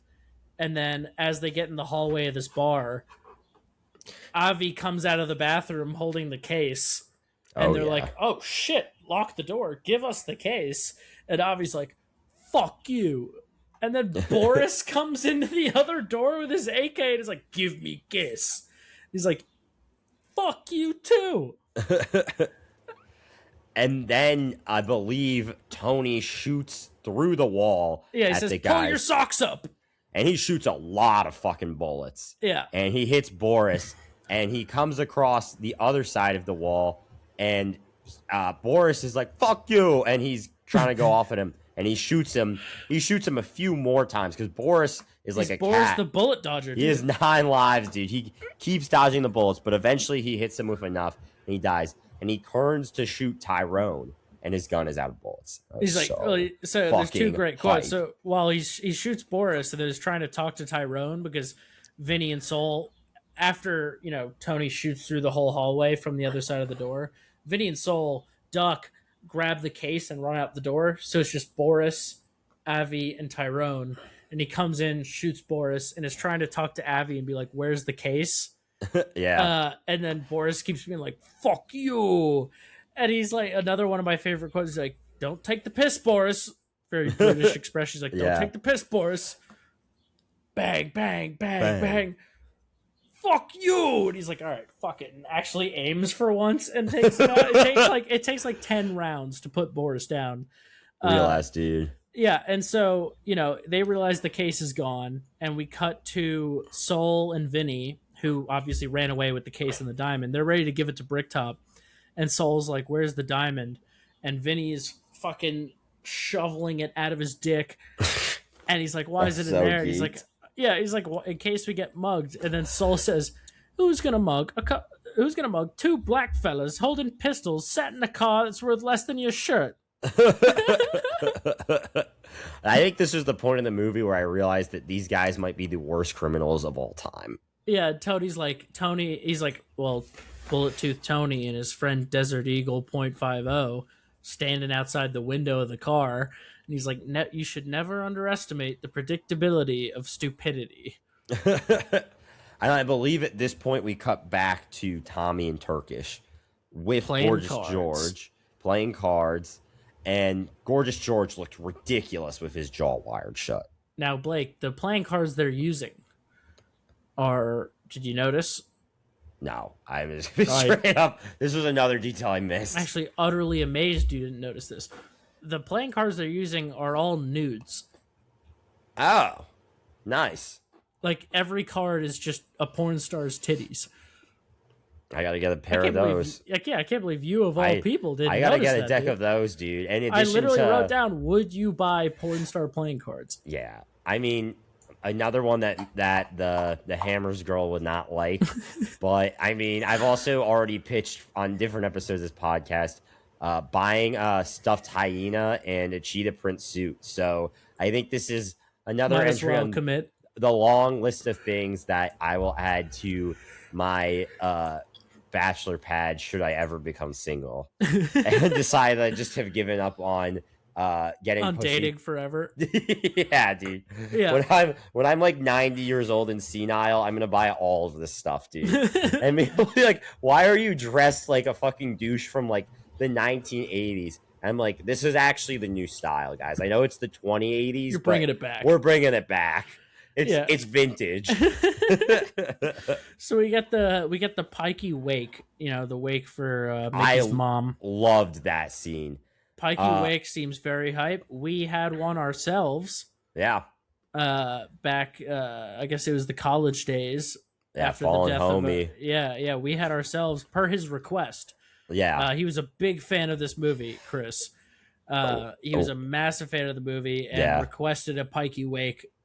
Oh, yeah. And we got quite shit-faced at that. I would recommend, and I mean, the montage of Mickey kind of crashing out of that wake, feeling like he's like going into water, that was kind of how I felt at the real-life Pikey wake when I went in the bathroom and yacked.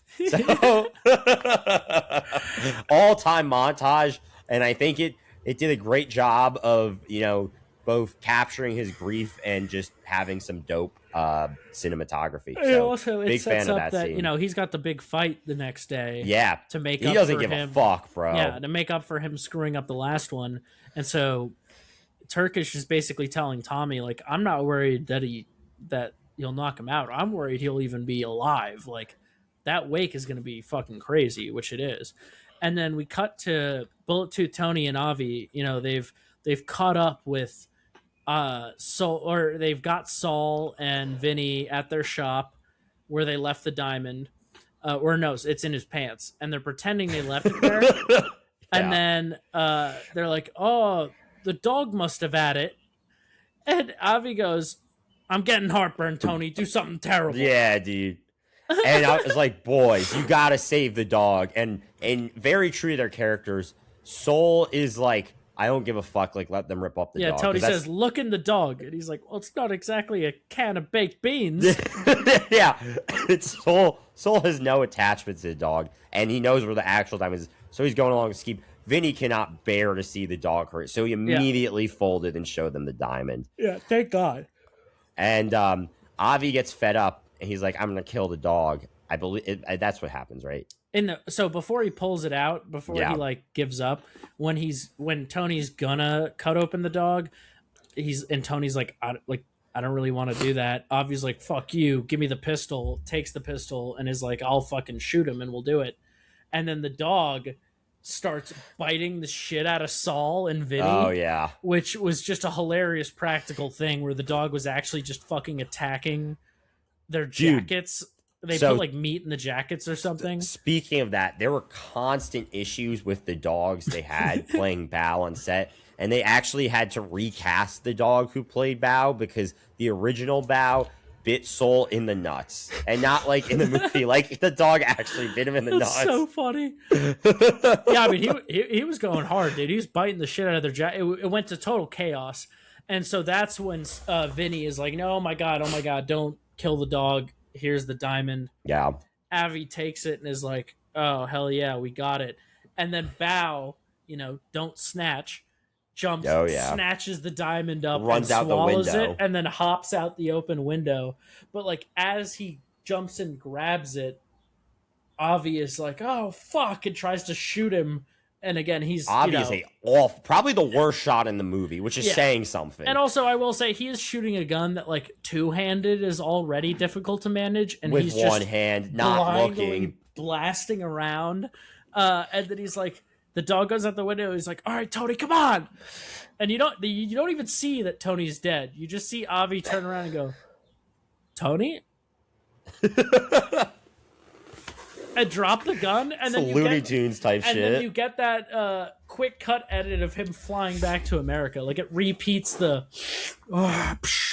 stamp. He's just like, "That's it. I'm fucking gone. Fuck that." So at this point, the narratives start to actually wrap, and I actually can speak confidently on what happens for the remainder of the movie. Before you get to that, would you have sacrificed the dog to keep that diamond? Knowing that, I looked it up, it is between $50 and $200 million. I would sacrifice a lot of things, including my dignity, for that amount of wealth.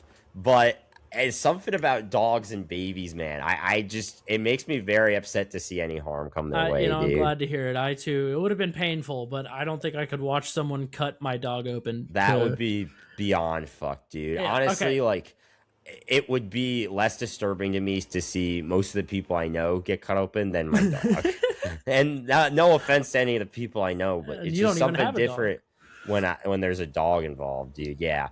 So at this point, we cut back to Mickey, who is still drunk from the Pikey Wake, which real ass stuff. Says one of the best quotes. What does he say here? I did not write this down. So they give him a little hair of the dog that bit him to get him up for the fight, and he jumps up and goes, "Need to have a shite." That's another one I quote all the time. Yeah, and I wrote down, would you go get hammered and go to one of these fights, dude? I feel like this would be like a top tier drinking as like atmosphere. A spectator. Yeah, dude, this would be such a dope event. Like, get all the boys together, get shit faced, and go stand in the back like, watching pikeys beat each other up.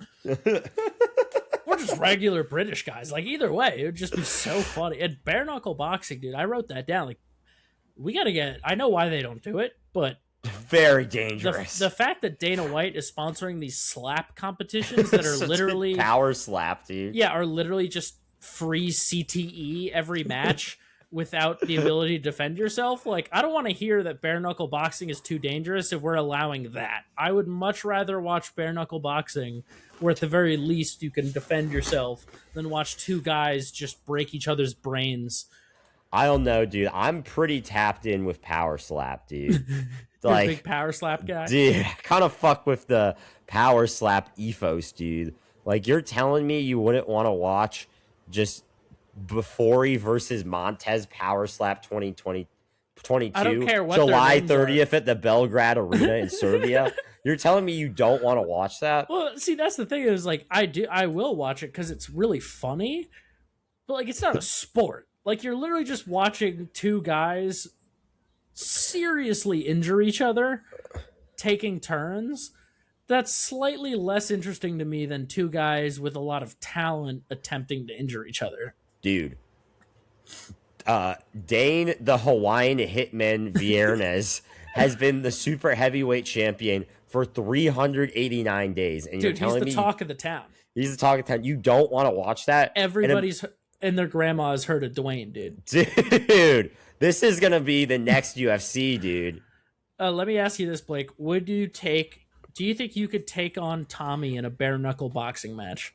Tommy? Yeah. Yeah. Really? I don't think Tommy works out, dude.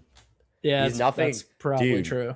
Tommy's going to be real threatened when he gets introduced to this gun show.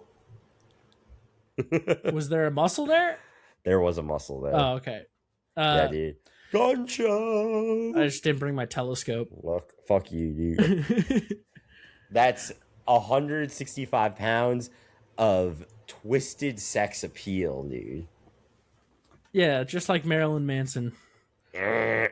Anyways, back to the real fight. Blake, So, he is an expert in the craft. He has hands-free nut using his mouth. So I have not. No. That I did not understand the question being asked to me. Okay. I have never done my that. My bad. Ever. I'll move on. So I actually thought this was the best scene in the entire movie. The final fight between Mickey and Bricktop's boy.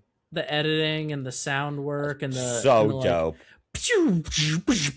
Like I don't know, those sounds. I don't even know what they were. It was like a gunfight with fists. It was like a mix between lasers and punching a trash can for every hit. Great sound editing. So sick. And then you get that boom. Brad Pitt flies up in the air, like arcs his full body up in the air from the hit. It literally was like how someone would get knocked out in like a cartoon. Yeah.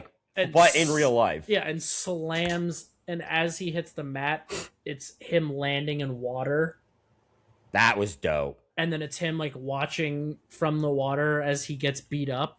And I have this in the behind the scenes. That whole sequence, they had, a guy on standby with an oxygen thing for him. And comms. They had comms somehow where like Brad Pitt could hear Guy Ritchie's direction. So like Guy Ritchie's out there, and I guess maybe they were playing it in the water, so he could, because it didn't look like it was in his ears. It was like underwater speakers playing Guy Ritchie's voice, so he could hear him, and he would have to take off the mask and then shake all the bubbles out of his hair. That's insane, dude. And then wait for his hair to settle, and then Guy Ritchie would give him very specific direction of how to angle his body piece by piece until they could start and do the him punching thing. That's crazy. Yeah, and it took, like, Brad Pitt was doing that for, like, hours, probably. That sucks. And then punches out of the water, and it cuts to him doing that one-punch knockout on the guy. And again, he's supposed to go down in this fight. Does not. And the whole time, you're like, oh, he might not even make it to the fourth round. He, in the second and third rounds, going into them, looks very bloodied. Yeah, and then he just charges up, knocks him out. It does like a zoom into each of the characters being like, holy shit. Fuck. Yeah. And then, I skipped past this too, but in round 3, the bell goes off and the big dude keeps hitting Brad Pitt. And then all the boys charge the ring. I love that, dude. Like, Turkish awesome. hops in there and just starts wailing on a guy. Tommy's getting in the mix, dude. Tommy's got no fighting ability whatsoever. Oh, nah. He's just getting in the mix. And so, yeah, he knocks him out, and then Turkish delivers a great line of, Now we are fucked. So at this, and they keep referencing in the movie, like, you don't want to be in debt to Bricktop. You don't want to be in Bricktop's pocket, and they are firmly Yeah. in Bricktop's And pocket. Their Bricktop ass has a is bunch in the of jackpot. men posted around the Pikey camp Yep. with guns, being like, you know, if you don't go down the 4th, we're just going to murder everyone you know.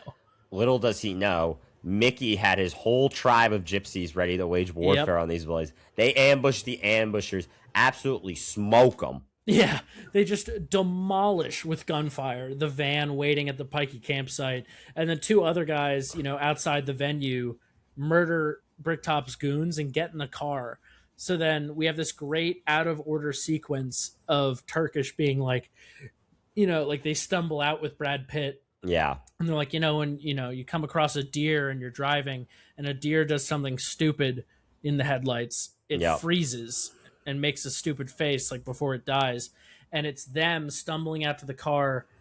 They look and a gunshot goes off and it freeze frames on Turkish and Tommy being like, making like a ridiculous face. Like, and Brad Pitt is like stone cold face. He has no expression.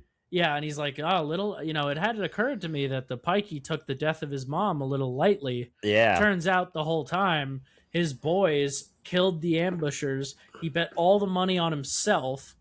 Fire. Killed the guys at Bricktop's car, so that Bricktop is like, you know, to what he thinks are his goons in the car, like, give me that fucking shooter. Yeah. And he's like, yeah, I'll give it to you, you cunt. Shoot Bricktop in the face. Brad Pitt runs off with the boys and a whole bunch of money to move camp. And Turkish is like, yeah, we're more fucked than we were at the beginning of this. Oh, yeah, dude. That's absolutely insane. And the soundtrack is so goddamn the soundtrack fire for this during was this. dope. Like the da da da da da, like while it's going on is so sick. So at the next day, Tommy and Turkish go to the gypsy campsite, and they do not find Mickey because all of the gypsies have skipped town. They're on to their next scheme. And he's like, which is good because they've probably buried 12 people in the area. Yeah. And what they do come across at the campsite is Bao, the dog. Not quite yet. I'm gonna have to keep reeling you in before you get ahead of yourself. There's some dope stuff, dude. I jumped the gun a few times. They're at the campsite and the cops show up. First of all, pull the most European police thing I've ever seen, where they walk up and just start searching the car. No warrant. Without speaking to them or having reasonable suspicion of any kind. They literally just walk up and start searching the car. And they're like, the cop is like, what are you doing here? Blah, blah, what's in the car? And he's like, seats and a steering wheel. I was like, that's a good fucking answer, dude. I wish more people would give that answer to cops. And they're like, what are you doing here? And then Bao, who, remember, has swallowed the diamond everyone's looking for. And in the beginning of the movie, when he ran away, went back to the Pikey campsite. So this time, he ran away with the diamond, ends up at the Pikey campsite, and he's like, walking the dog. That's what it is. The dog comes in, bails them out with the police. And then they are driving away. The police let them go. And I believe they're driving. He lets Tommy run after the dog. And they see, as they're going by, Sol and Vincent are getting pulled over with Frankie's dead body still in the trunk of their car. Yeah, and like, why has he got a tea cozy on his head? And so the boys get back. They call up Avi and give him the diamond because they were able to take Bao from the vet to the vet, and they extract the diamond, the squeaky toy he swallowed, and like one other shoe thing. And a shoe or something sort. Else. Yeah, well, so this is where you missed it. So in the beginning of the movie, it's Turkish, Tommy, and the dog. Although actually, I don't know if they show the dog in the beginning. I don't think they do. Show Turkish and Tommy, but he says, you know, about their names or whatever, and he's like, don't know much about diamonds, but like, don't they come from Antwerp? And then at the end, and Antwerp is a guy. He's the one. I thought Antwerp was a town. It may be just the guy in Antwerp, but it's the same guy from the beginning that sort of set this whole scheme in motion that went poorly. Yes, in Belgium. Yeah, and the scheme went poorly. So the guy, same dude from Antwerp, they're like, do you know anyone who might be interested? And then he calls Doug, or whatever. Or no, they're talking to Doug. Yeah. So they're like, don't they come from Antwerp? And they're in Antwerp talking to Doug. And they're like, do you know anybody who might be interested? He calls Avi. And then we get the final version of that quick cut thing where Avi hangs up, gets on a plane, takes the shot, plane lands, stamp passport, says the end. Yes. So clean. That is how the movie ends. Not only ends where it began, but reintegrates, rule of threes, reintegrates that quick cut thing in a perfect way to end with the stamp being the end. Perfect ending to the movie, honestly. Like, it somehow tied up all the storylines while still, having some action to do so. Yeah. Very satisfying stuff. So, any final thoughts on the ending, Matt, or am I? I mean, good it's to just go perfect. I think we covered it. Let's get the behind the scenes we haven't already covered. Sure. So I got a bunch actually. So one thing I should have mentioned during that scene, in addition to getting bit by the dog, Lenny James, who's the actor who played Soul, also actually hit himself in the nuts with the prop shotgun while they were doing the robbery of the bookies. Like, that wasn't a scripted action. Oh, when he like shoots it and it goes right into his nuts. He actually hit his nuts. Yeah, I was like, another British gun moment. So there was a Snatch TV show on Crackle. To say the show was based on the movie is extremely generous. None of the same actors or characters or even most of the events are used. Just crime, boxing, gypsies, and mafia guys. But you know who is in it is the actor who played Ron Weasley in Harry Potter, Rupert Grint. Rupert Grint? He's a Tommy type character in the show. That's crazy. Well, they also made a show based on. So I was going to say, this movie, came after Lock, Stock, and Two Smoking Barrels. A lot of the stuff that Guy Ritchie, which was his first major film, also very good. Also has Jason Statham and the guy who played Bullet Tooth Tony. Vinnie Jones. Yeah, a bunch of the stuff he couldn't include in that, he tossed into this one, but didn't want them to feel too samey. But in my mind, Snatch is the perfected version of Lock, Stock, and then The Gentleman, which he would later make, is sort of a modernized take on Snatch, like a more stylized modern adaptation of it, which I thought was really cool. In the credits of the movie, I was bringing that up because they actually made a show. I think they made a show version of The Gentleman, which apparently was pretty good. I didn't watch it. They've also made a Young Sherlock show that Guy Ritchie produced that also is very well rated that I haven't watched yet, but those were apparently great. One of the first credits, I've never actually watched the credits for this movie, just because the ending is such a banger that like it happens and you're like, oh my god, like turn this off. That was so fucking good. One of the first names, I assume it's appearance order, is Horrible Man. John Cunningham, and I have no idea who that is. I don't know who that's supposed to be either. I got nothing. Imagine showing up to a casting call. Your friend's like, "Yeah, what part are you trying to play?" Yeah, I'm going to be breathing for the part of Horrible Man today. You invite your whole family to the theater to come and see your name in the credits, and it's next to Horrible Man. So I actually have a few things with casting. So Brad Pitt was cast. So originally, he asked Guy Ritchie if he could be in his new movie. He was trying to get away from more mainstream Hollywood movies, and he really liked Lock, Stock, and Smoking Barrel. Ritchie actually originally wanted him to play Turkish, but Brad Pitt could not do a London accent. So he was like, yeah, I want you to be in a movie, but I don't have a character for you. So then Guy Ritchie wrote in Mickey, and Brad Pitt was a little bit concerned because this was only a year or two after Fight Club. So the boxing stuff, So the boxing stuff, he was a little concerned about that, but he wanted to work with Guy Ritchie so badly that he accepted the role. I mean, Guy Ritchie is just he's one of my favorite directors of all time, even though he's got, much less of a perfect record compared to my other favorites like Nolan or Tarantino or, the Coen brothers. The movies that do hit are fucking bangers, dude. This was the first Guy Ritchie movie I've seen all the way through.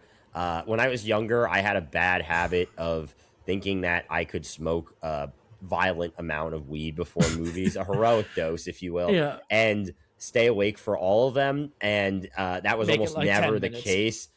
So I tried to watch The Gentleman on 3 separate occasions and never made it past the first act. And then the same thing also happened with Sherlock Holmes. So actually being sober for this movie and watching it, I did really enjoy it. I thought it was dope directing. But back to casting stuff. So Tommy, who's played by Stephen Graham, Stephen Graham was cast when he was accompanying a friend of his to an audition for Tommy, and got handed a script.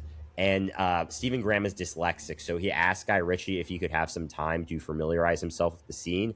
But Guy Ritchie was like, no, just improvise. And he impressed him so much with his improv of this character that he gave him the part. Well, part of it apparently is because he pulled up in that car and was just like a young, B-list actor, didn't really give a fuck. So he pulled up at the car, got out, and was just roasting the shit out of people.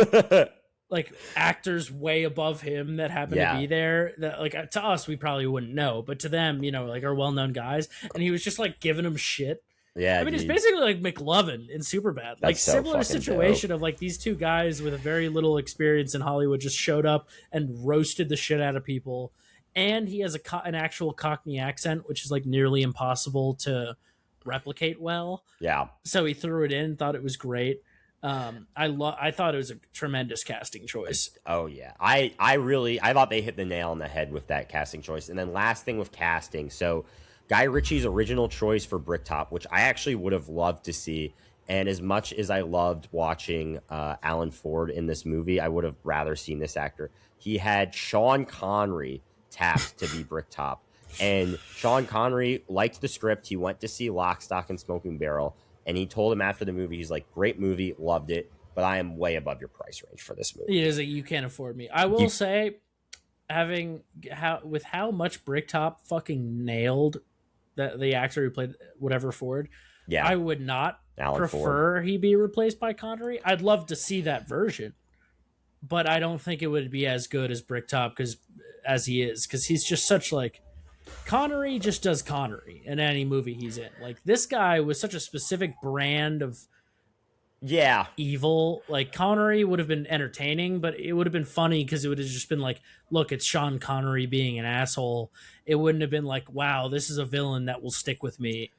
I will say, and this is something that I sometimes fall victim to, and I've definitely seen other big movie podcasts, like the Smash Cut podcast is A-list movie podcast, fall victim to this. Is I think sometimes we conflate having the biggest name in the role as the best choice, and I think some of these roles, especially the more character parts, it's actually good to have someone who's a little less known, because you more are thinking of the character when you're watching them as opposed to the person. And I mean, like, I think Brad Pitt would have been great as Turkish, but I also see the appeal of having Jason Statham at it. The same thing with Alan Ford versus Sean Connery. Yeah, I think Statham played his role really well. So getting into these deleted scenes, I have one more thing with Bricktop. So Sean Connery is the first choice. Alan Ford was actually the third choice for Bricktop. The second choice was a guy, Bradley Walsh, who is the original Bricktop. He even was the guy who came up with the line, "I'll cut your fucking Jacobs off." But then Bradley Walsh, the reason I bring him up, he was the former host of the UK version of Wheel of Fortune. And Guy Ritchie did not know that. And then when he learned that Bradley Walsh used to host Wheel of Fortune, he was so worried that that would hurt the credibility of the film to have the bad guy be basically the Pat Sajak of the UK, that he fired Bradley Walsh on the spot and replaced him with Alan Ford. That is a great decision, but very embarrassing for Guy Ritchie to like offer him the role and then be like, by the way, I didn't know about literally the most famous thing you've ever done. Yeah. Like, who the fuck was doing casting with him? How did they probably Guy Ritchie? He wrote and directed the movie. He probably played a few other hats as well, I guess. But yeah, so with the deleted scenes, I had never watched the deleted scenes. And, you know, if my dad has made it this far in the pod, he's one of our 3 regular listeners. He fucking loves this movie. And I'm almost certain he's never seen these. Pretty much, like, this is the first time I've seen deleted scenes from a movie that were like major scenes they cut out. Okay. And not as like a negative. I mean, again, the movie is perfect. I don't think there's a single part of this movie that drags or that you could cut without completely changing it. They kept everything they needed to. But the deleted scenes, Guy Ritchie, you can actually watch the deleted scenes with director commentary, kind of like how you can watch the movie with director Yep. commentary. I've never seen that before. Guy Ritchie was very upset that he had to delete these scenes, and I Damn, think if dude. he made the movie today, he probably wouldn't, just because He has more creative he's control. he's more famous, and modern audiences are used to like 3 hour fucking movies. So I mean, dude, we'll watch fucking like Adventures Go to Australia, and it'll be 4.5 hours long. yeah, but so the first one is referring to Bricktop as Mr. Pulford, which I'm glad they removed because that just takes Doesn't a lot work. of mystique away from his character. It's Bullet Tooth Tony and Avi are going to meet Bricktop, something that does not happen in the movie, which again is where this Alibaba sword was actually introduced. Oh yeah. And Tony has this like fun, evil history with Errol. That's very funny in all these scenes. He's just roasting the shit out of Harold. And he's like, yeah, you know, too many of them distracted by white powdery angels on their shoulders. And and this apparently, he kept saying this, the deleted scenes were the edited scenes. So they were edited out for the movie and then deleted. So they were even longer in the original cut. That's crazy. Is them chatting and him being like, you should never trust a man who puts anything but a finger up his nose. I was like, that's a great That's a fucking great line. Uh, That might have one quote of the movie if it was Yeah, in their dude. final cut. and then Bullet Tooth Tony goes back to meet Bricktop, and Harold tells another goon, he's like, shut that door, Sean. Like, shut it behind him. Like, Yeah. we're going to fuck this guy up. And Bullet Tooth Tony goes, no, lock that fucking door, Sean. I was like, yo, that's cold, dude. Like, Damn, bro. think of how many movies there's like a shut the door and you know the character's about to get fucked up. Imagine the character was like, no, lock the fucking door. Oh. So we have another one of when Sol and Vinny first have Frankie Four Fingers with the tea cozy before Boris shows up. Yeah. Remember, they have the diamond when Boris shows up, Yep. but they don't really show that because it's not really necessary. Frankie Four Fingers tells them that they need to remove the thing because he can't put in the combination without looking at it, which I guess does sort of make sense. And you hear a lot more of his accent that I cannot place. I think it's supposed to be gangster Jewish American. Everyone who wasn't Avi in this movie, there were lines of theirs I could not understand. Yeah. So I think Frankie Four Fingers is basically supposed to be like the mob version of Avi, where he has the Jewish accent, but to like a comical degree, but not like a Family Guy interpretation. You know what I mean? Like, I don't know. It's a weird one. But Frankie Four Fingers opens the case and has a gun in it. Yeah. And so he opens it, pulls the gun on them, and then it doesn't work because he bought it from Boris when he showed up. Remember, like when they said go to Boris in that first scene of him like rubbing the gun on his forehead, talking to Boris, buying the revolver. So that's another thing that he brought back in. They have Bricktop meeting Tony, saying Tony says that Harold pissed in his fucking pocket, and that's why he doesn't like him. There's an entire sequence that they cut where Bricktop has the diamond. Yeah. And gives it to Avi.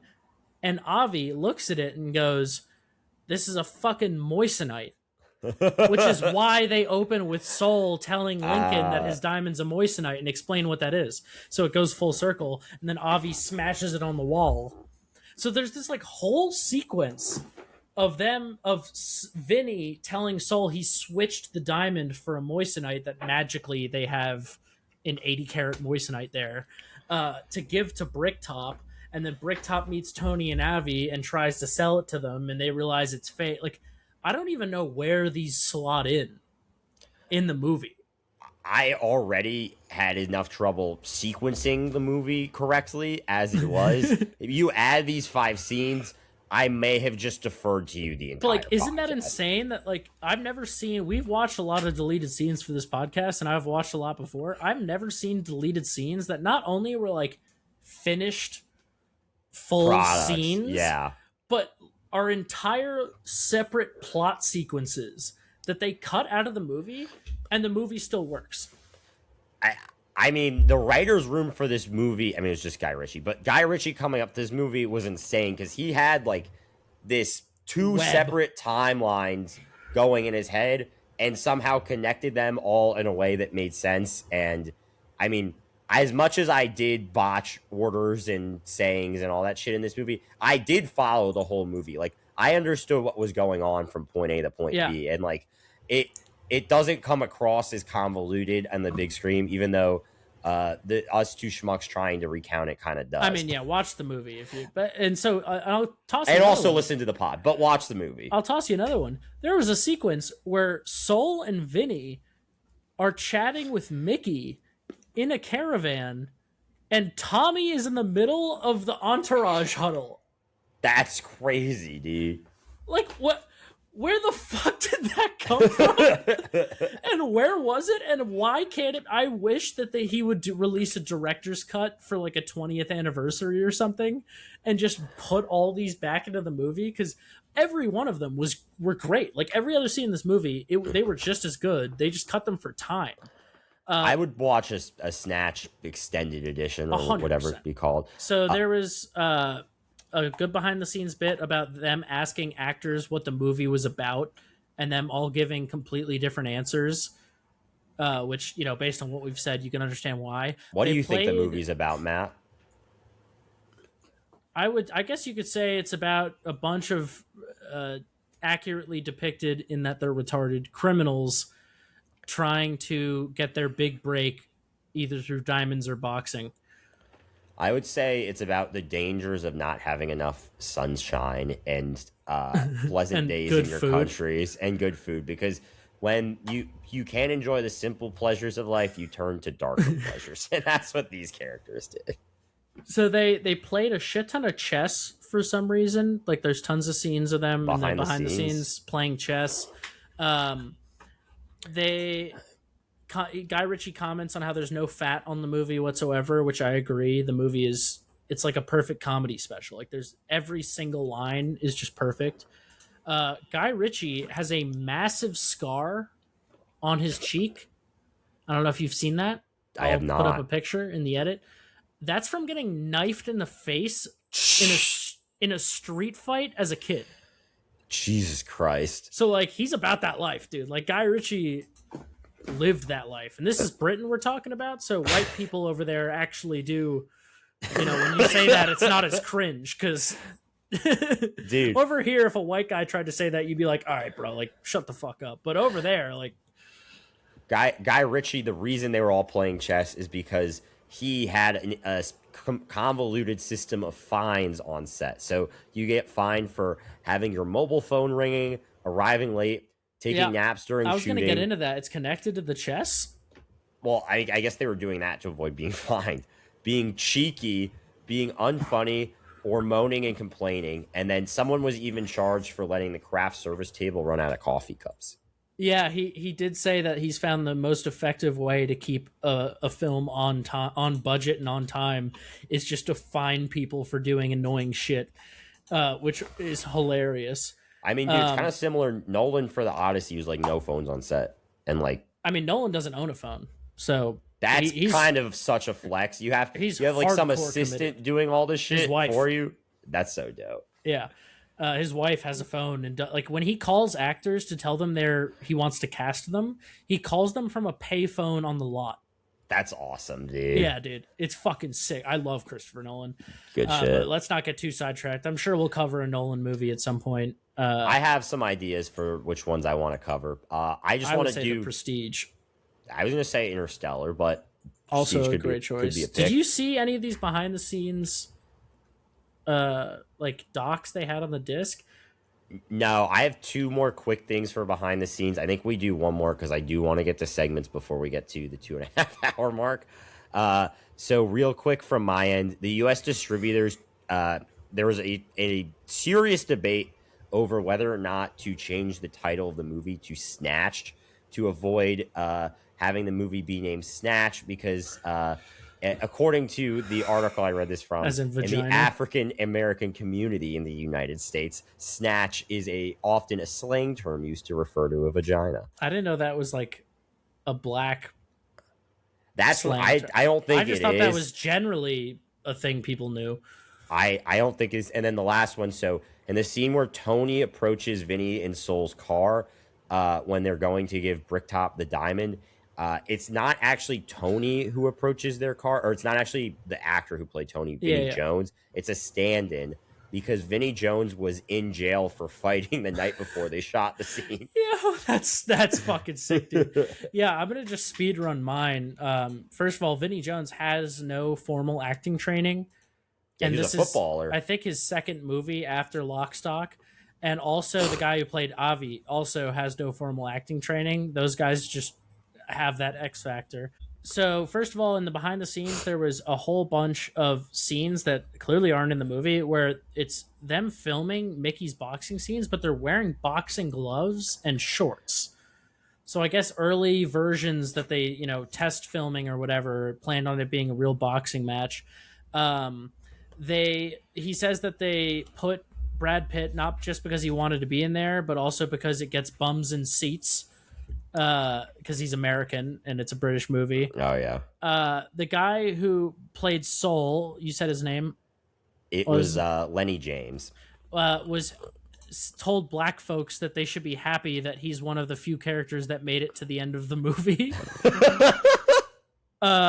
And the stunt coordinator in all of his interviews calls Brad Pitt Bradley for some reason. I fuck with that. I already talked about the underwater stuff. We talked about that. Let's hit some segments. Absolutely. So And I first like of all, when we do these quick because it makes my editing job easier. fire. Would you chill with the lead? So I'm gonna ask you that question first, Matt. All right, so there's so many leads in this movie that I didn't want to go person by person, so I just wrote yes all around. To clarify for the audience, we for this segment we considered Mickey, Tommy, Turkish, Soul, Vinny, and Bricktop as the leads. Okay, so yes to everybody but Bricktop. I actually said the same thing, but I ranked them. So I ranked them 6-1. I'm gonna go through these quickly, but from worst to chillest guy, Bricktop is in last. He is a dog fighter, which is reprehensible. He's an absolute liability. Also to be a around. Murderer. That's also very violent. Was about to say that. And worst of all, he smells like pig shit all the time. Soul, I would say, would be fifth. I would chill with him. I would chill with all the top five. He was willing to kill a dog, not cool. And he's also a very poor judge of character, vouching for Tyrone's driving skills. But as with so many of my friends, he is funny. So That's cool. true. Mickey, fun guy, very big loose cannon. He has a propensity for scamming, which can be a double-edged sword. Yeah. But if we're in a fight, he's the best guy to have around you in the bar fight. For sure. Dude. He's taking on 6 guys at a time. Pause. Yeah. Number 3 would be Tommy. I think Tommy's a little bit dumb. He's a little bit gullible. He's maybe not the sharpest guy, but he'd be a chill bloke to grab a pint or 10. Number 2, I have Turkish. I thought he was very sharp, very entrepreneurial. Chill, dude. He lacked just the X factor, my number 1, which is Vinny. He was a real ass dude. He told me how it was. He told Tyrone when he was doing a bad job behind the wheel, and he loves animals, man. Yeah, he was willing to give up fortune He's a chill guy. to save his dog, which I respect, even though Bao did beat bite Soul in the nuts. So I see why Soul didn't like him very much. Sometimes you got to bite a guy in the nuts. You know, what am I going to say? So moving on to Foxiest Lady. So I will say, as we touched on, there's only 3 female characters in the movie. I wanted to be a contrarian and put Darren's wife because I remember her looking right in her shot. Darren's wife, I could not find a picture of that character in the movie. Her only line is nagging him. I also don't remember a single thing she said or did, and I forgot what she looked like. It was just like, Matt, don't yell. With that in mind, I chose Mickey's mom. I actually thought she looked pretty good for 60, and yeah, dude. She was looking out for her boy, which I respect, dude. A strong maternal instinct is much appreciated.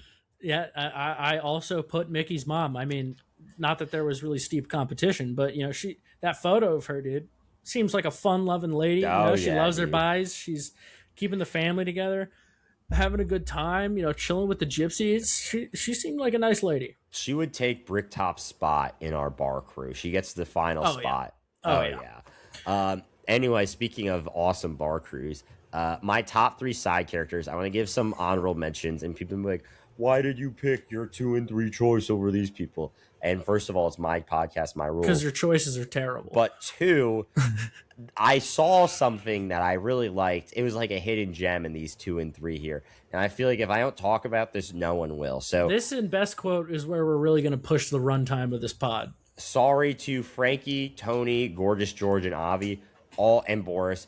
All great side characters, but did not make my top 3. So insane. In 3rd place is Mad Fist Willie.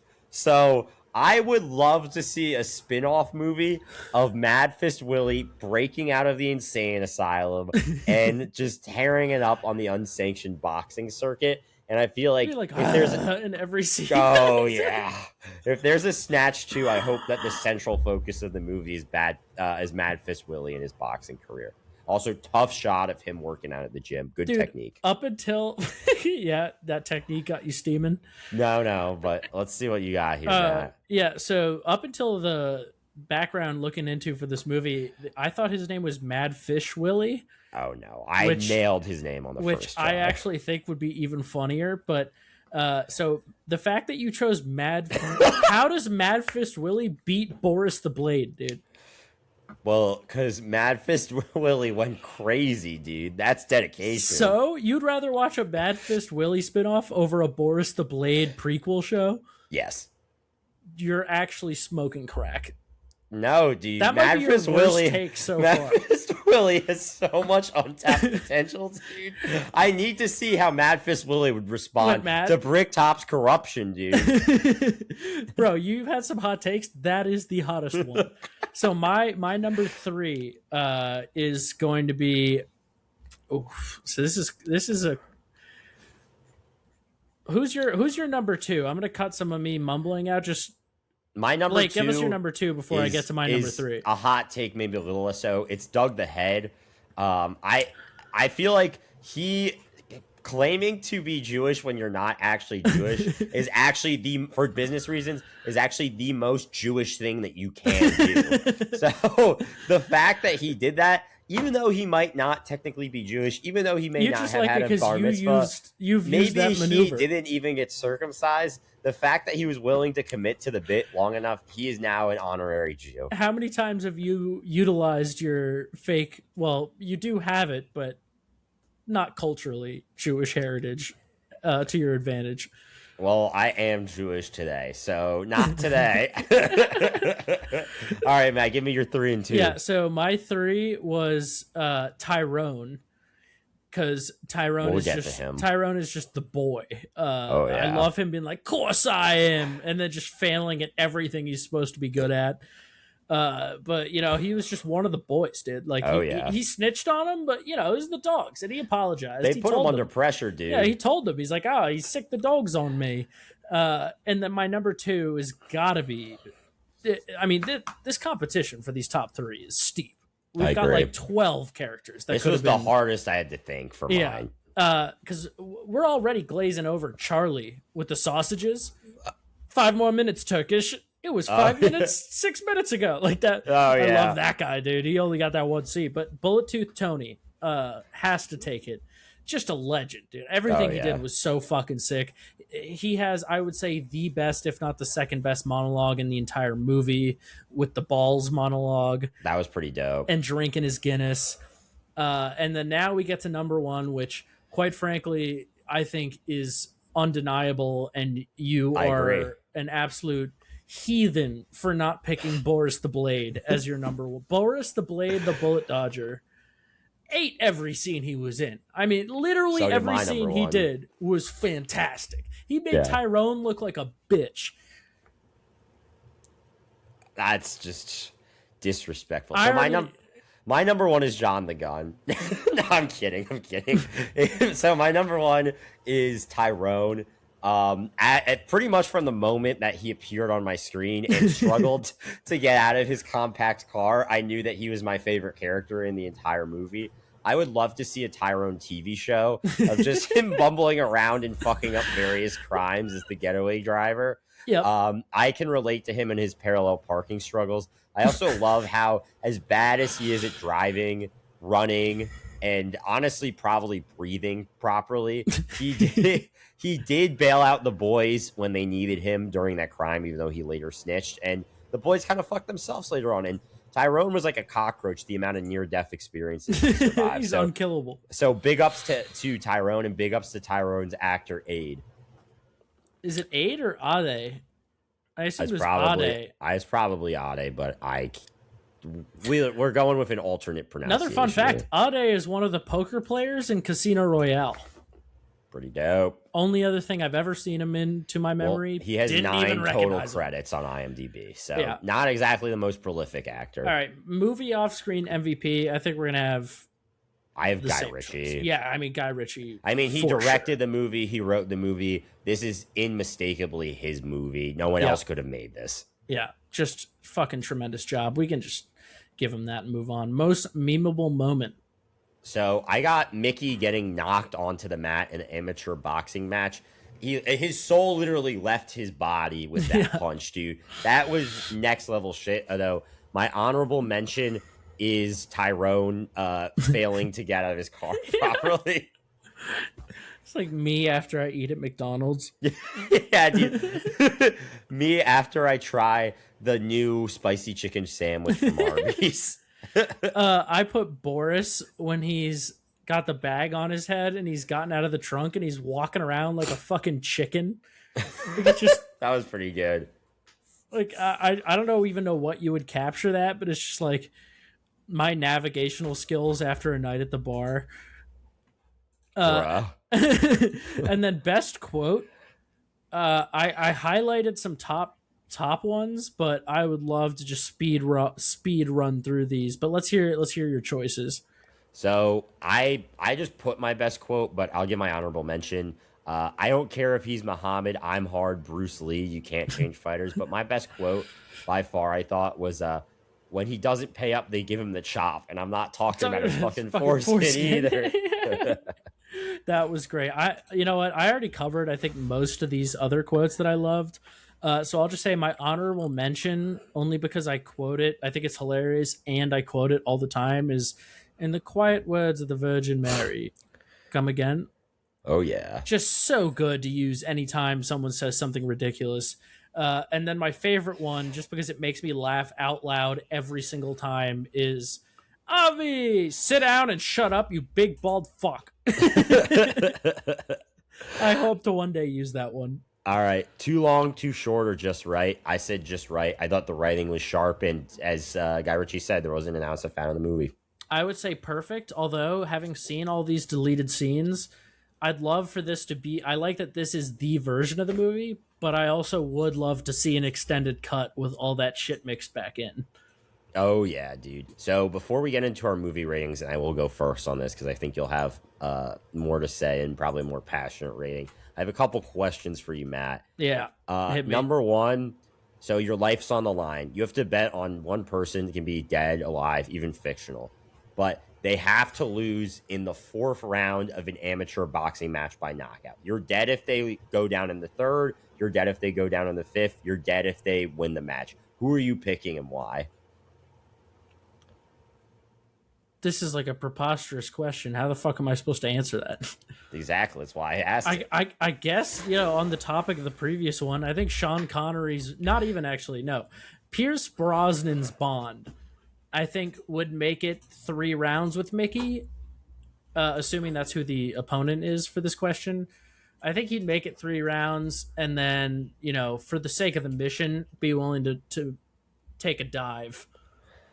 So I actually have a very specific answer for this question. So I would pick Gary Cooney. And before you ask who the fuck is Gary Cooney, he was a heavyweight boxer in the 1970s. He was well known for being like the Great White Hope. He fought many of the top heavyweights Which is just of a his day. preposterous title that we gave to people. And, he was a really good boxer, but I just feel like he would have gotten the shit kicked out of him in these, and he was known as one of the hardest punchers in his era. And yeah, I think that he would have went down in the fourth to Mickey. This feels like a question that you could pull literally any name out of a hat. My other question: have you ever come in contact with a group of gypsies? Yeah, while I was in Europe. Really? Yeah, and we learned about how they would, when they have like really little kids, they would throw, not as much anymore because of modern technology, but back in the day, and still sometimes, they would throw their kids through open windows in apartments so they could go in and steal shit and then jump out the window and catch them, which is Insane. fucking crazy. It's, I mean, literal monkeys do that. Like in Costa Rica, monkeys are smart enough where they will throw their babies in the walkway, so the tourists will be like, "Oh, look at the baby monkey!" And while they're taking photos, the mom will sneak behind, open your backpack, and take shit out. Well, we're not doing much to advocate for gypsies in this pod. Okay, yeah. I mean, again, this is a very large, internationally, interethnically group of people where I'm generalizing here, but those were my experiences with them. I fortunately have never encountered any gypsies. Or unfortunately, again, some of them, I'm sure a lot of them are great people. I don't know, man. This movie made me very afraid of getting a scam pulled on me. You know when you get those calls and it's like scam likely is like what the caller ID shows up as, or potential spam? That's how I feel like interacting When people with those call gypsies. you, it says falls for scam likely. Oh, fuck you, dude. But so I'm gonna go right into my movie rating. Matt is gonna hate me for this, but I did not give this movie a 10. I did give it a 9. I thought it was perfectly paced. Ridiculous. Great acting performances, very quotable, some great action scenes, some great camera shots.